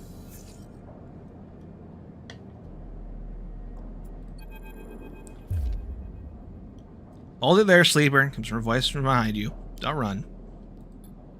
Bounty hunter. Good, good. A hand patch down your coat. You know your master's voice. Ethan spins you around. He's wearing a wide smirk with a slick jacket, and you immediately know he is terrible news. You got all the way out here and then stayed put? He laughs with a cruel laugh. That's a sleeper thing. You're my first. You barely hear him. You've noticed the handgun that he had leveled at your chest, and it's hard to take your eyes off it. He reaches down with the other hand and slips some kind of ring out of his belt loop without taking his eyes off you. Make it to the eye, though. That's pretty good. This place isn't so bad. Bars, markets, people. I pull most of my contracts out of asteroid caves or off some godforsaken moon. He splits the ring into 2 perfect circles. It's hard to hit civilization when there's so much space to pass through. Stay silent. He reaches over to the side of the rings around your wrists. Go easy. Make a break for it. You see a chance at the moment. His eyes leaving you as you watch the rings. You spin, knocking him away, and sprint down the corridor. Then a loud shot rings out, echoing off the metal so loud it hurts your ears. A bullet hole smokes in the wall beside your head. You freeze and Ethan closes the gap. This is a very boring routine. Trust me, I've seen it all before. He slips the ring over you, trembling wrists. Ethan nudges you as you start walking to the ship and home. He whistles, going easy. You stumble down the corridor and your hands... We can work this out. Can we? I don't see much in the way of assets in your possession. Ethan also continues to nudge you down the corridor. Shame to come all this way and you head back to the Espen Art right away. The tracker of yours makes it too quick. Was hoping you'd put more of a chase, you know, a running battle through the bright market maybe, or hold out in the low end. There's a few establishments I would really enjoy checking out while I was around. You walk on in silence for a little longer, desperately trying to think of a way to escape. That Aspen Archer tracker will be the death of you. I have an idea, Ethan interrupts your thoughts. How about on the way back to the ship we stop for a drink? I'm buying. Stay silent. Although, you can say, I must have what's the rush here? We have one of the most lawless joints in the surrogate system, and we're heading right for the exit. He pauses, trying to do silence. Okay, here's my idea, Ethan. You and me, we have a little agreement. Here's the terms. You run, or leave, or try to abandon the eye. I will shoot you. You plot or scheme, you try to kill me, I shoot you. But you come meet me at this establishment of my choice every few cycles and you pay my tab, I don't shoot you. You don't pay my tab? Get the idea. I get it. Sounds great. It's a good deal. He stretches, you know, I really thought I was going to have to kill you, but this is so much better. He clicks something on his belt and his rings release from your wrist. I'm going to see if I can find my old stool at the compressor club. See you there. He aims a handgun at you and squints down at your sight. Let me remind you, that body of yours is one big tracker, so don't think about leaving the aisle, no. Ethan turns and strides off to the corridor, slipping his handgun away. The mix of relief and terror you feel is overwhelming. What are you going to do? Oh boy.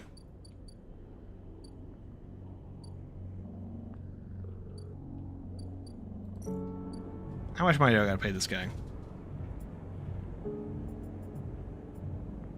Nothing yet. Delightful. Alright, we gotta get some work. First things first, I'm visiting my buddy at the walk stand. Let's go.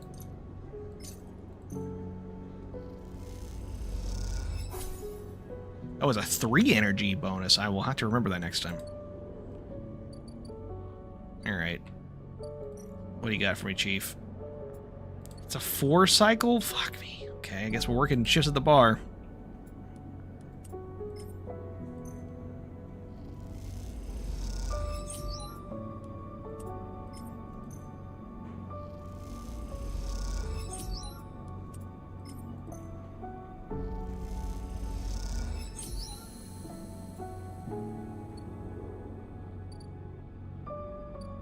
See what Tala's got to say.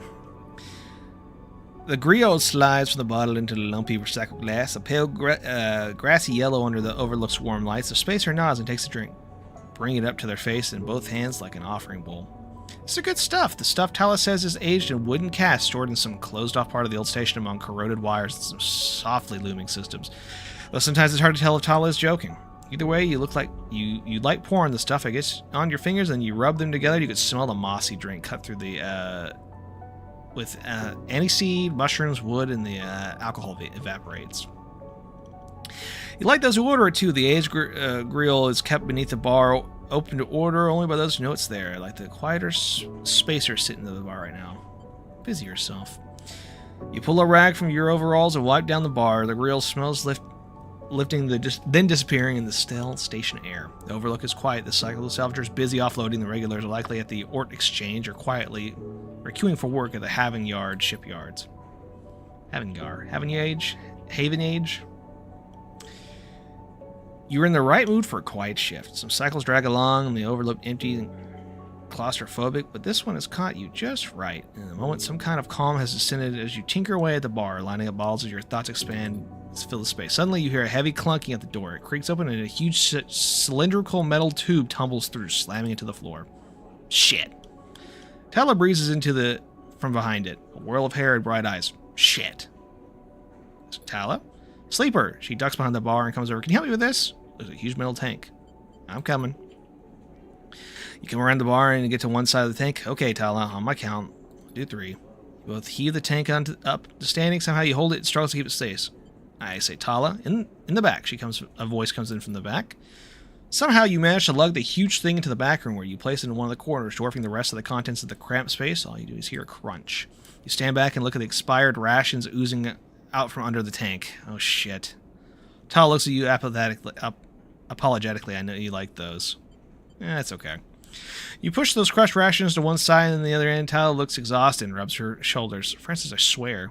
I go, something up? Oh. Yes, she sighs. We're supposed to be getting back from Etnian's up in the Greenway by now. Back with our griot. She leans against the tank. It seems like he's got lost again or joined the hypa commune. We need that griot. There's 4 other bars near here, and the spacer sure as hell don't come to the overlook for the ambience. She looks through the open door to check if anyone can hear her. She knocks on the hollow tank, so I'm taking matters in my own hands. She smiles. Welcome, sleeper, to the overlook distillery. You look around at the dank back room.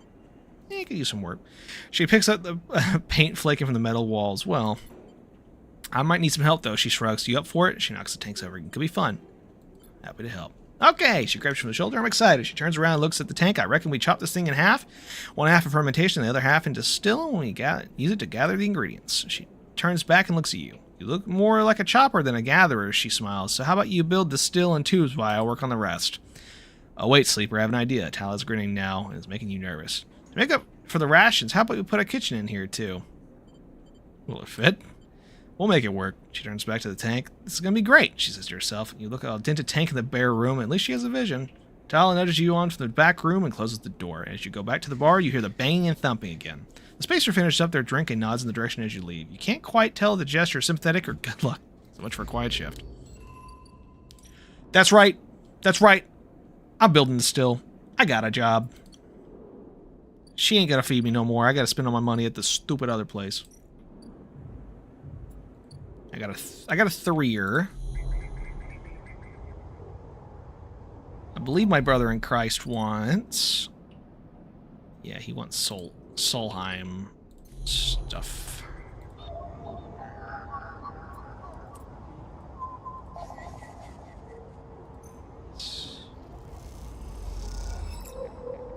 Alright.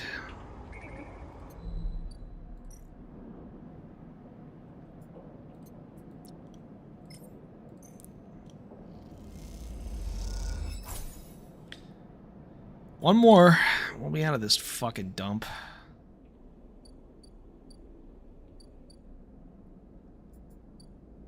There's a good amount of food. Yeah, we're in good shape.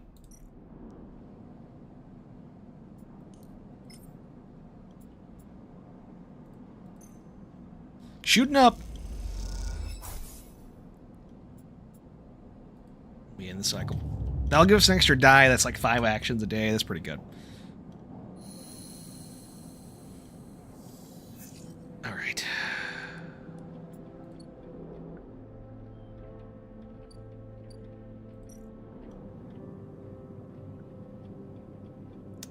Let's endure stats. I mean, we can do that.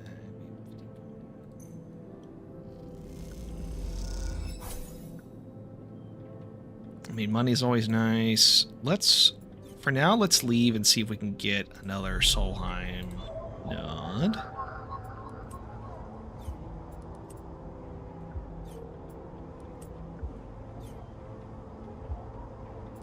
Am I dumb?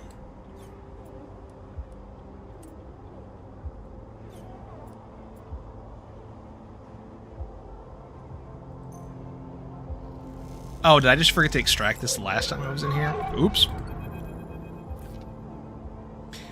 Oh, a glimmer in the dark catches your eye. The orb of the hunter appears in the distance. It's looking for you. I'm running. You turn away and glide into the cloud through threads of data rushing past. Another glimmer catches your eye closer now. The roving orb wreathed in tentacles. It flickers, jumps once, twice, and then it's here. Hunter is here. Entity, submit to inquiry. Hunter reaches out for you in an unpleasant, familiar way. Places threads and creates a cage. I'm struggling. You push against the threads as they close in, becoming frenzied as you push them aside. You are caught by whipped tendrils and feel them pulling you away from the anchors of your body.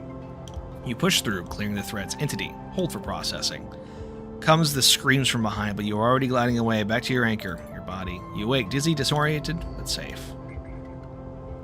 Damn right I did. Alright, let's get this last little bit here. Here's your data, Stinky.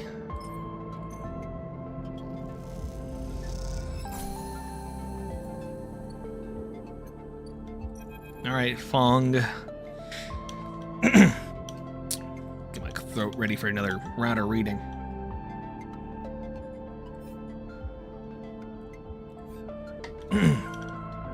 As you enter the bay, Fong is nowhere to be seen. The banks of servers and machines blink out in the dark in staccato rhythms. Unseen eyes of the station's digital ghosts.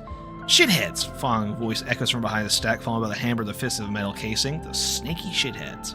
I'll stay silent. Sleeper, that you or am I in trouble? Fong's grinning head pops up from behind a stack. Just the emulated consciousness I have been eager to see. Come back here. You pick your way between the thrumming stacks, trying not to trip on the loose bundles of cables that blanket the dark floor. Fong is sat in the front of a set of monitors mounted to a stack. Tell me, Sleeper, what do you see here? Fong waves at the monitor to the side, glowing with a pale list of information. You lean closer, looking at the links between the data. The table seems to be filled with personal information, names, genders, data IDs, and all the markers of institutional records. Apparently shitheads. Fong laughs. Maybe not all of them. What kind of shitheads? Looks like Solheim. Bingo! He taps at the terminal. I pulled these from the old data you brought in. All employees of the Eye's original workers, and... He leans in past you and scrolls on the list. This one. This is a snaky shithead. He stabs at the screen with his finger and he reads the name. Hardin Hurst. Who's Hardin? That, says Fing, gives you the sideways look, is the thing. He drags a stool out from beside him and motions to you to sit. There just so happens to be a Hardin Hurst in Havengard. Awaits your reaction. You sure? Well, that's where you might be able to help. He leans back in his chair. Just think about it. Decades ago, Hardin worked on this station as a, Fong leans across to the monitor, senior strategic operations executive. Fong raises his eyebrows to you. Our Hardin has been keeping the money coming in for Solheim. He definitely prioritized growth. He defined priority growth initiatives by making sure the extractors they contracted out to were hooked into a system that outsourced all the risk and kept profit. Good old Hardin shuttled thousands of Palladium Rush workers into an infrastructure which meant they had to cut out their work so they didn't go straight back into Solheim. So what? So what, he frowns. I grew up here, sleeper. This is my history. I'm a child of the collapse. Fong turns back to the screen and staring hard at the strings of codes flickering by. Before I was born, my parents were Solheim contractors. They ate in Solheim canteens, worked on Solheim ships. They breathed Solheim air and slept in Solheim beds. Fong's voice raised as he speaks, his hands fists on the terminal's edge. And the work that paid for their existence, a cycle of hard extraction out in the belt, Solheim took their cut. This was a company town, so to speak, and my parents were just another in a long line of freelance contractors willing to risk their lives for a shot of anything other than poverty. Disposable. This guy, stabbing at the Hardin once again with his finger, strategized all of that, did the sums, and then somehow thousands of cycles later is still going, still here, crawling in the walls like some shithead snake. He survived the revolution. But how? These guys, they were big time. There's a lot of money you can get in a little company man from a little company man. Fong relaxes a little. But how is Hardin still kicking? I really don't know. He turns to you and smiles, so we're going to find out. Hardin is now a big shot in the shipyards, just a few degrees back around the eye from here. Fing brings up his finger to the lower eye. Haven Age might be born of Erlin's revolutionary zeal, but a flat hierarchy it is not. Hardin happens to float on the top. Fong zooms in on the far yards. Fong grimaces. The thing is, I don't have access to those systems. The shipyard crew is pretty paranoid and they don't like anyone from systems digging around in their stuff. Plus, we need more than just a name of a Solheim executive. We need proof. Fong holds up a thumbnail-sized drive. That's where this little creation of mine comes in. I call it a ripper worm. He turns the drive between his fingers. It'll rope through any digital storage and spin out a silken thread of filtered data. This one is set here for the scent of hardened husk. He hands it over. Getting into the compound might be tricky.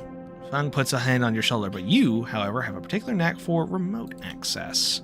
Fong grins. If you can extract yourself a Havengard cipher from a Havengard agent, they sometimes carry them among their data caches. You can crack open the compound's network and slot the worm through any of the open ports. You never need to go near a shipyard. I'm in for it. I knew it. I knew you'd be happy to catch this stink, and don't worry, once we nail this guy, I'll start work on that tracker of yours. I haven't forgotten. Fong scratches at his chin. Anything that worm gets, it'll send it back here to me, and there's something wrong there, and I aim to get rid of the rotten core of it. Words. You leave Fong digging through data among the wires and machines of the old systems. As you walk out, you try to imagine the eyes as it once was, a vast machine running smooth and strong, directed by the people like Hardin. A vast Solheim-built machine in which thousands poured into this from the surrogate systems looking for a new life. The hope of a better future, engineered to line someone else's pockets. It's an idea you are intimately familiar with. You think of Hardin, still alive, still part of that place, and you wonder if the past is ever truly past. Revolution! That's what I got out of that. Alright. So there is a...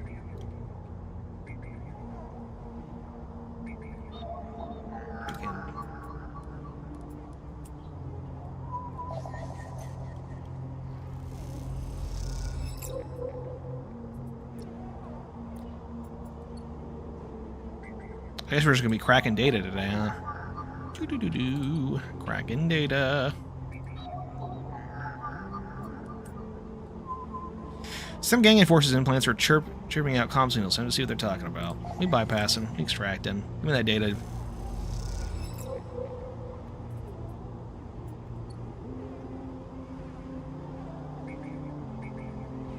We are truly built different.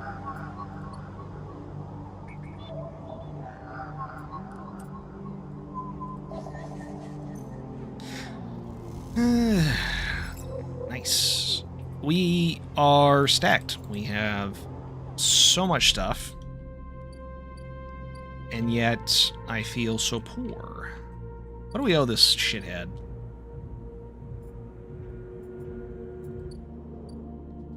Nothing yet.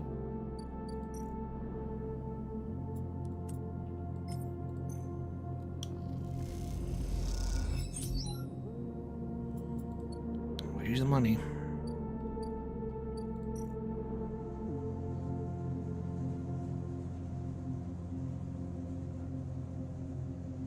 Well, we have the ability to now work into that. Again, our stats in particular... Oh, we have an upgrade point.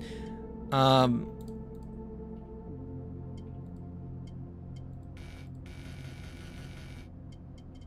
mean, what do we want? Do we just save the point, try to get double rewards, or use crack ones?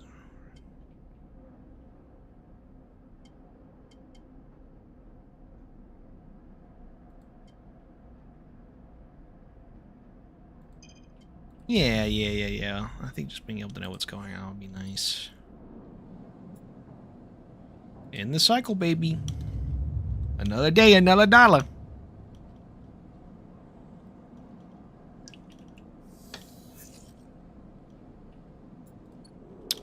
Damn, we get like 1 day of juicing and then it's all gone from there. Okay. Alright.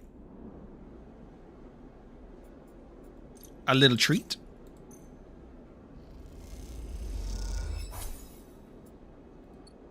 I'm a big fungus fan. Fungus Among Us. That's $100. We can definitely buy that, but I don't see a need.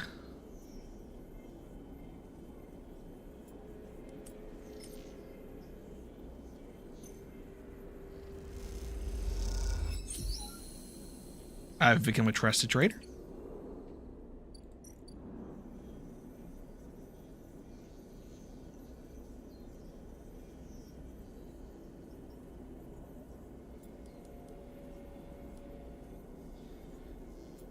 Is that telling me... Is that predictive reasoning? Dissection display potential. Interesting. This is new.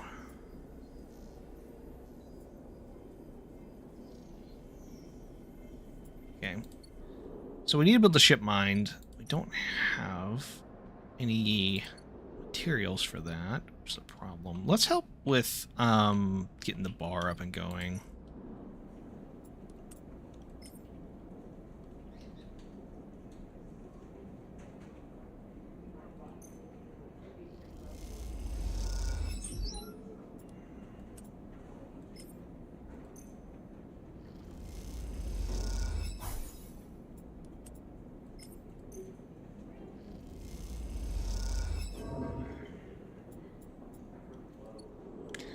Well, sometimes you win some, sometimes you lose some.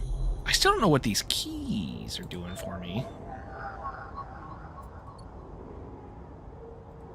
Can't have it all. Nap time. This is a very interesting game. Like, obviously I would prefer voice acting, but I believe this is an indie game just from the way it feels and everything, and it doesn't feel bad. It feels pretty good. Like, it's like... The story is definitely interesting, and I'm definitely like I'm feeling corporatism, and it doesn't feel good. All right, let's buy some scrap. Fuck me, I hit the wrong button. All right, let's buy some scrap.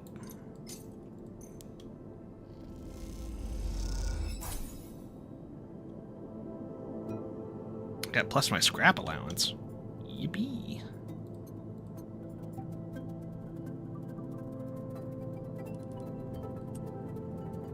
It's got decent predictive. I want to keep working in the... It's a tough one. Let's eat first. We're shroom maxing, shroom maxing.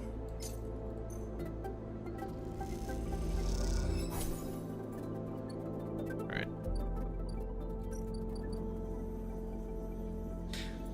So, our objectives... Build a ship mine. You've heard of a fabricator owned by the Ort Exchange. You have a few ship mines. Sell your tracker.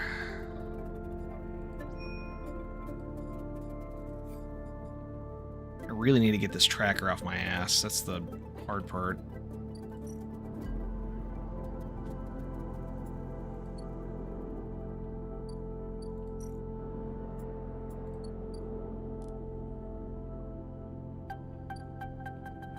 But he's like not.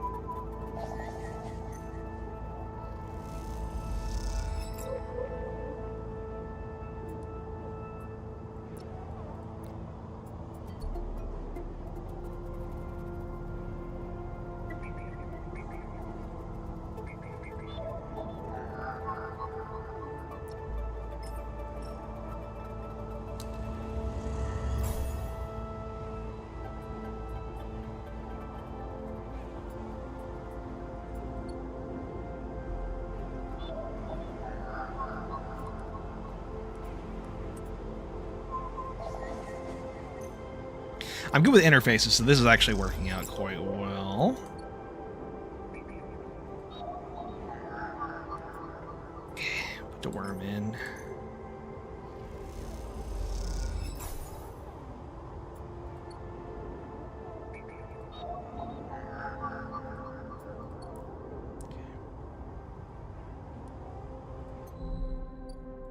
Alright, Avangard, what do you got for me?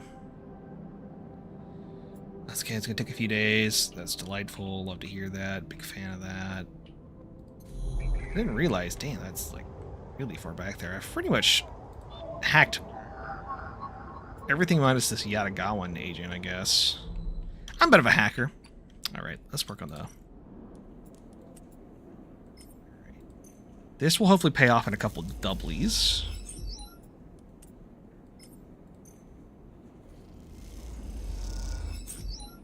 Perfect. Then we can go to the stock exchange.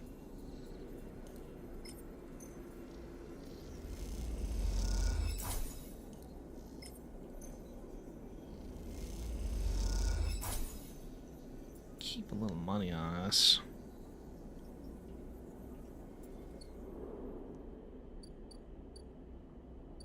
Tomorrow is going to be a problem. I already feel it. Alright. Do you want... Okay, no, he's still working on that. He doesn't want any extra help. Okay, bedtime.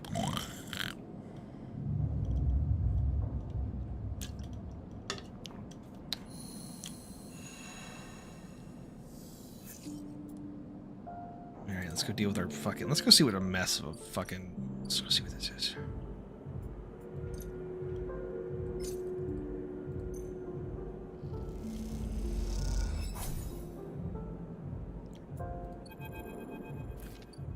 I can't believe you just did that. Ethan mocked and laughed coming along the bar. You look at him and lean across into a pool of light. Well, you had like 5 sandwiches, dude. Empty glasses despite glinting around him. It's always dark in the compressor, but this cycle the place is packed. This cycle the place is packed. A load of spacers mixing with locals. Usually they run. Ethan spits in the glass in the bar, or they go spin their salvage on some local heavy eye to put down. They don't pay. You think he gets on his feet? The glass falls and smashes, but he doesn't seem to notice. You think that's it? One round of drinks and we are even, sleeper. Come on. He hands on the rest of the butt of the hand of the chestnut. What's wrong with you? What's wrong with you? These people. You think this is on me? I think someone in your position might have a better idea of how this works. I'm a freelancer, sleeper, just like you. We don't sign a contract with the Esper Art, didn't we? The difference is my words mean something. Close the gap of some light. What did you think? You could just run away with your contract, your debt? You could just steal that natty little body of yours and take it to a joyride? Play human for a cycle or two? You don't understand. It's you, sleeper, that doesn't understand. Some of us have to pay our debts, but it's all harder because you idiots like you. Though I should thank you. Ethan nods heavy hand for giving me such an easy job. I'm used to outlaws, you know, real bounties. If I knew catching sad little escapees like you was so easy, I would have changed clients ages ago. Someone shout from the back of the bar, and for Ethan to shut up, he holds the finger to the general direction. Shoot me or let me leave. Nothing to add. Ethan turns to walk back towards the bar. Good. Lesson learned.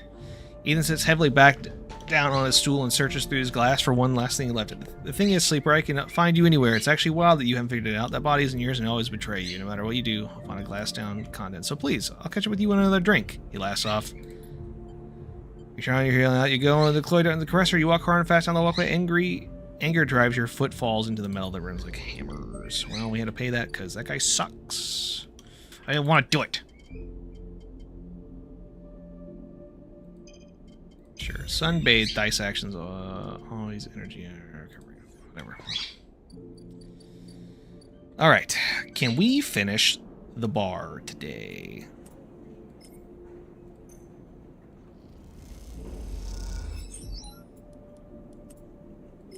Just maybe.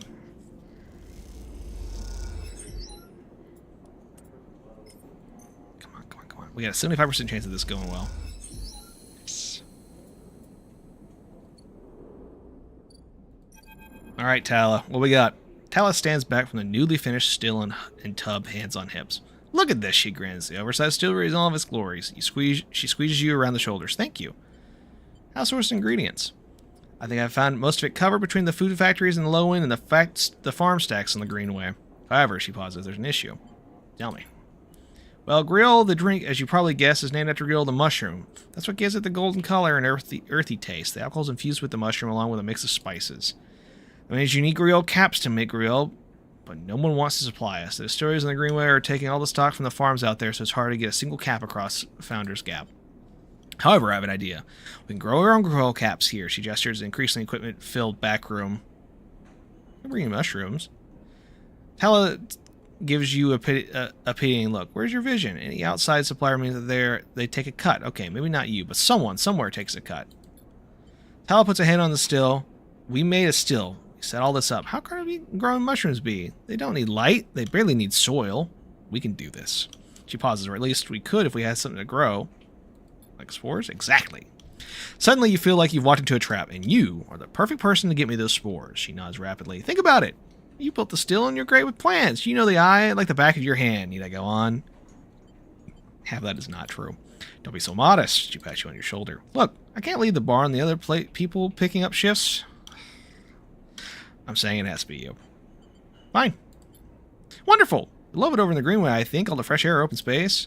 See your expression. Okay, I'm done. I'm done. She turns back to looks around the fledgling distillery and foaming around it. It's really something, though. And want you or not, you really have to agree. Okay, I need some money.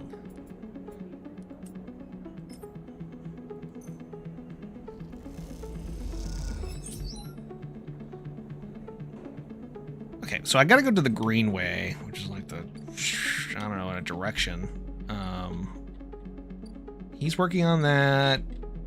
I've used all my resources for the day. I assume there's not much to really hack into right now. I'm one more step away from a hunter. Scary. I should probably stay out of there for a while. All right. Another day, another dollar. Your frame photosynthetic skin allows you to gather some energy through sunlight. The longer you stay, the better. That's kind of cool. Didn't realize that was that's what we were doing here. Oh, that's not the right button. Cycle. We do it again, baby. We spin around this thing. We spin on it. Oh, I'm hungry.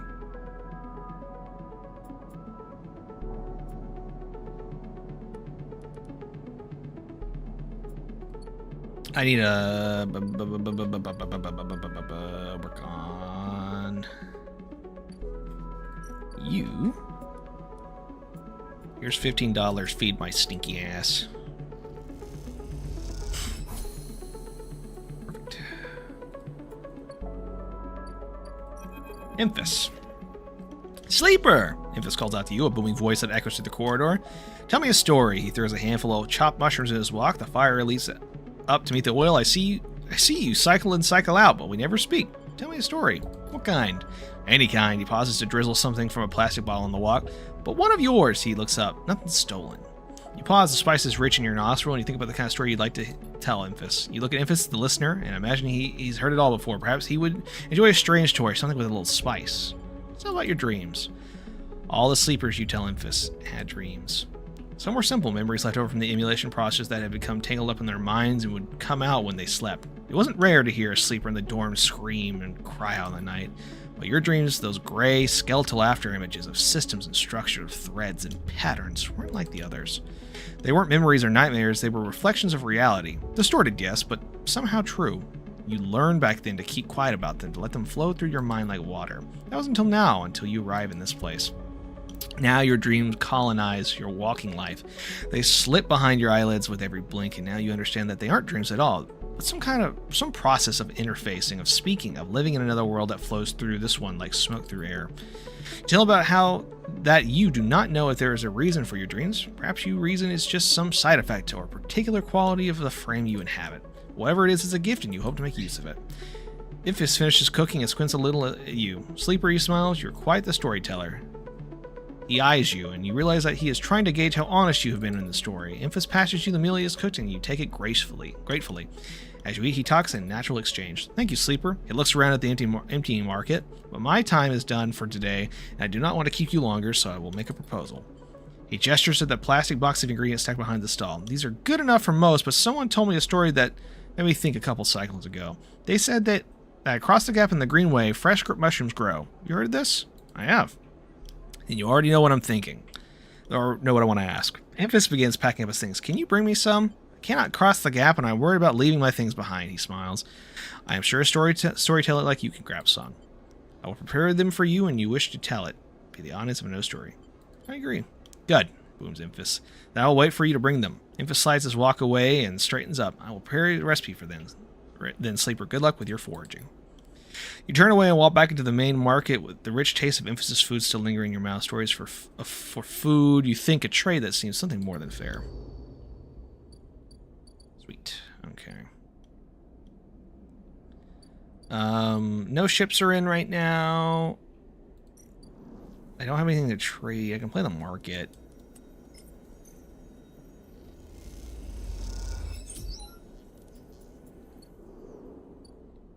I'll do some bar shifts.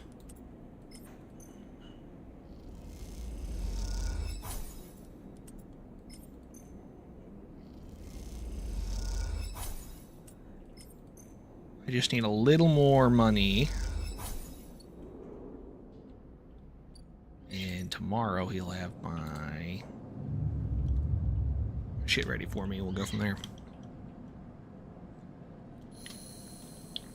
Get that tracker off me will be golden. But I need to get I need to get through the gate. I have enough money to do it now, but I will be fading. Maybe another day of work. You don't have any connection. Well, I could do that.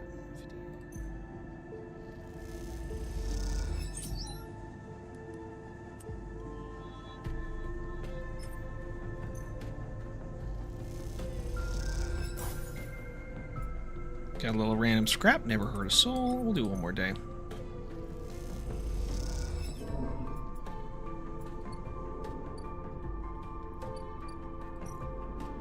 We'll order... Ooh, yeah, he needs fresh mushrooms. I don't have that, but I will buy from you. We're down to 2 dice. How many days left do we have on this? 2 more days. God, this guy sucks.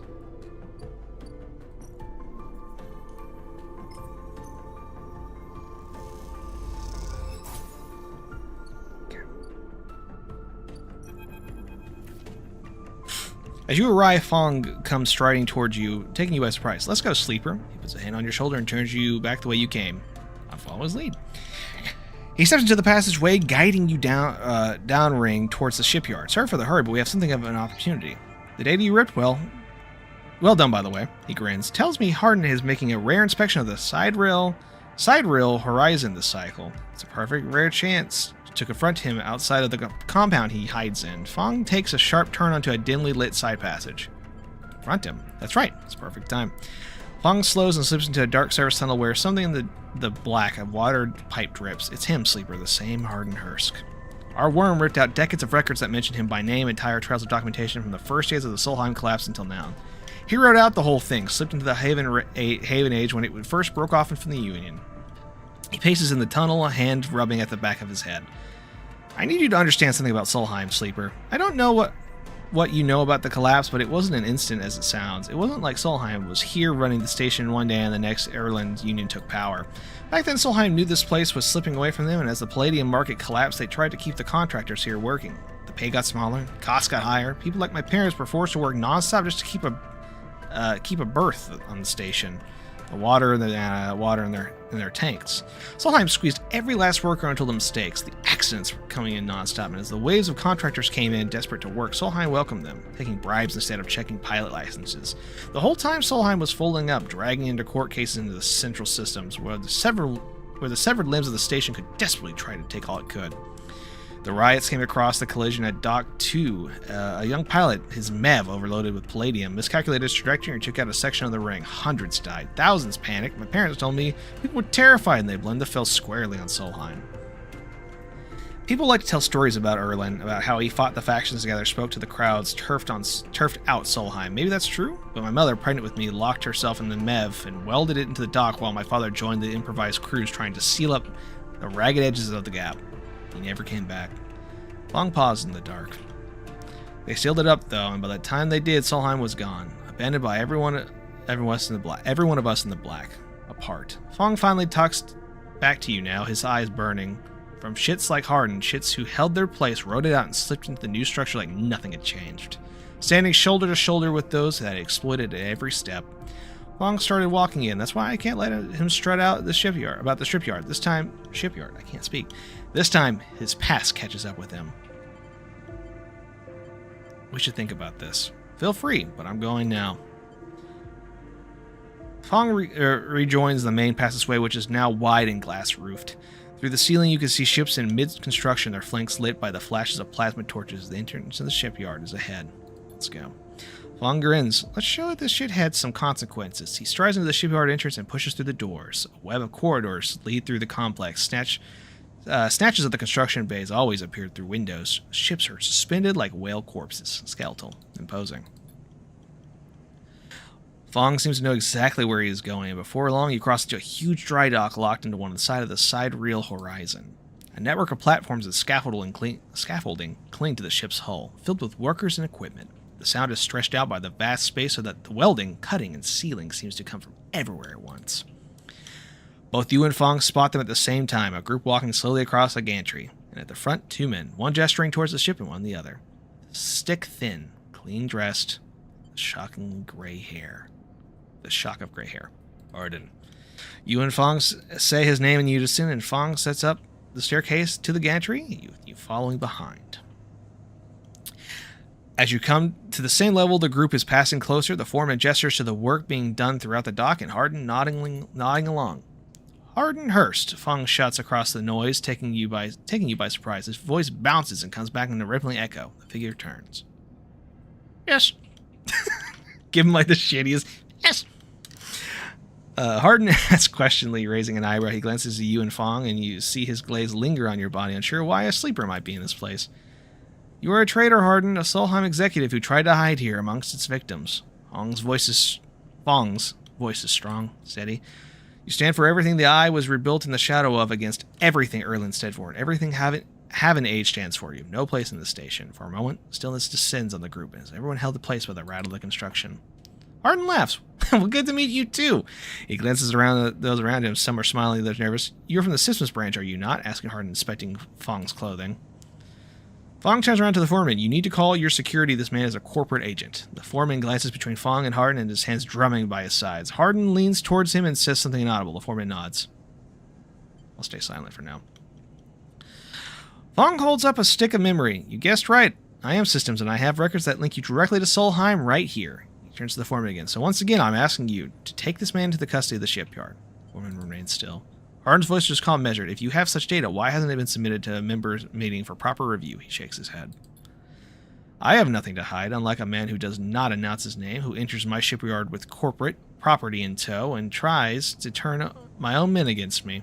You hear it now, the echoing sounds of boots walk away, coming through the angles at once, then suddenly behind you. Please, says Hardin. Submit the data through the correct channels and we can talk. For now, however, you must leave. He gestures behind you, the security detail, their hands on boxy black sidearms on by their sides. Fong spits. Hardin, you shithead, you can't wriggle out of this one. Security officer draws their weapon and levels it. Fong turns and stares him down. Calm, Fong. You look at Fong, his hand he shakes his head and puts a hand on your shoulder. Let's go, says Fong as he pushes through the security, heading back down the walkway. I'm so sorry I can't read. Once security has walked you out of the shipyard and nudges you back into the corridor, Fong picks up his pace. You try to keep up with him as he slips into the shadows of an entrance. Fong is grinning ear to ear. You know, Sleeper, sometimes people are exactly how you expect them to be. Something pings in his pocket and he takes it out. On the slate, a web of connections starts drawing itself out, stretching to a set of points around his ring. Got him. What is that? That, Sleeper, is something our worm added to Hardin's personal slate. We are tracking his outgoing messages. Fong grins, looks ghostly in the uplit of the screen. The old ways are best. Spook them good enough and they'll give the game away. He jabs at the slate and you see the web is being drawn over a map of the rings, lines bouncing from point to point. All these dots, these are Hardin's buddies. The ones he's messaging right now, and we're going to find them all. What's the purpose? Of course Hardin isn't working alone. We need the full set or nothing. Long glances around and he slips the slate back into his pocket. We better split for now, Sleeper, but this is exactly what we need. Good hunting. With a pat on your shoulder, Fong drives away back into the flow of the people around the shipyard. You watch him unsure whether he to be angry or impressed.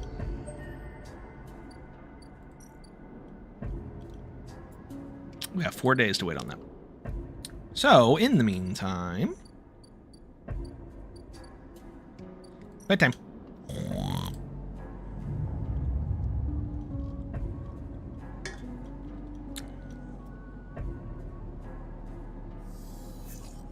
Okay, we still got 3 dice. We're good there.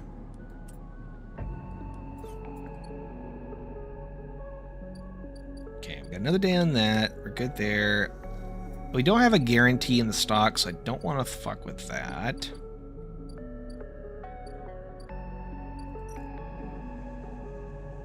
I still want to be buffing up my...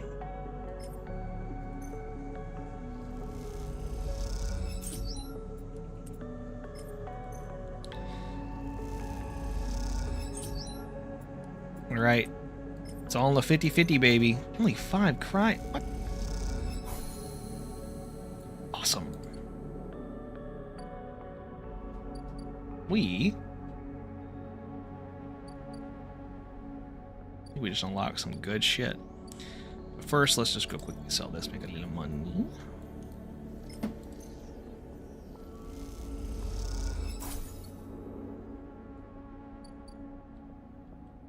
You're going to bed? Well, now you'll never know what happens. It has been 2 hours, and that means on the next stream, you're going to see what these 3 things are. We got some offices, we got a lemon mina, we got an assembly line thing. If you all want to see more, leave some comments down below, let me know. I mean, this game is very interesting, to say the least, and so I would like to continue playing. Hopefully my narration gets better as we continue through, but otherwise, have a good rest of your evening, and hopefully we'll see you in the next one. Bye-bye.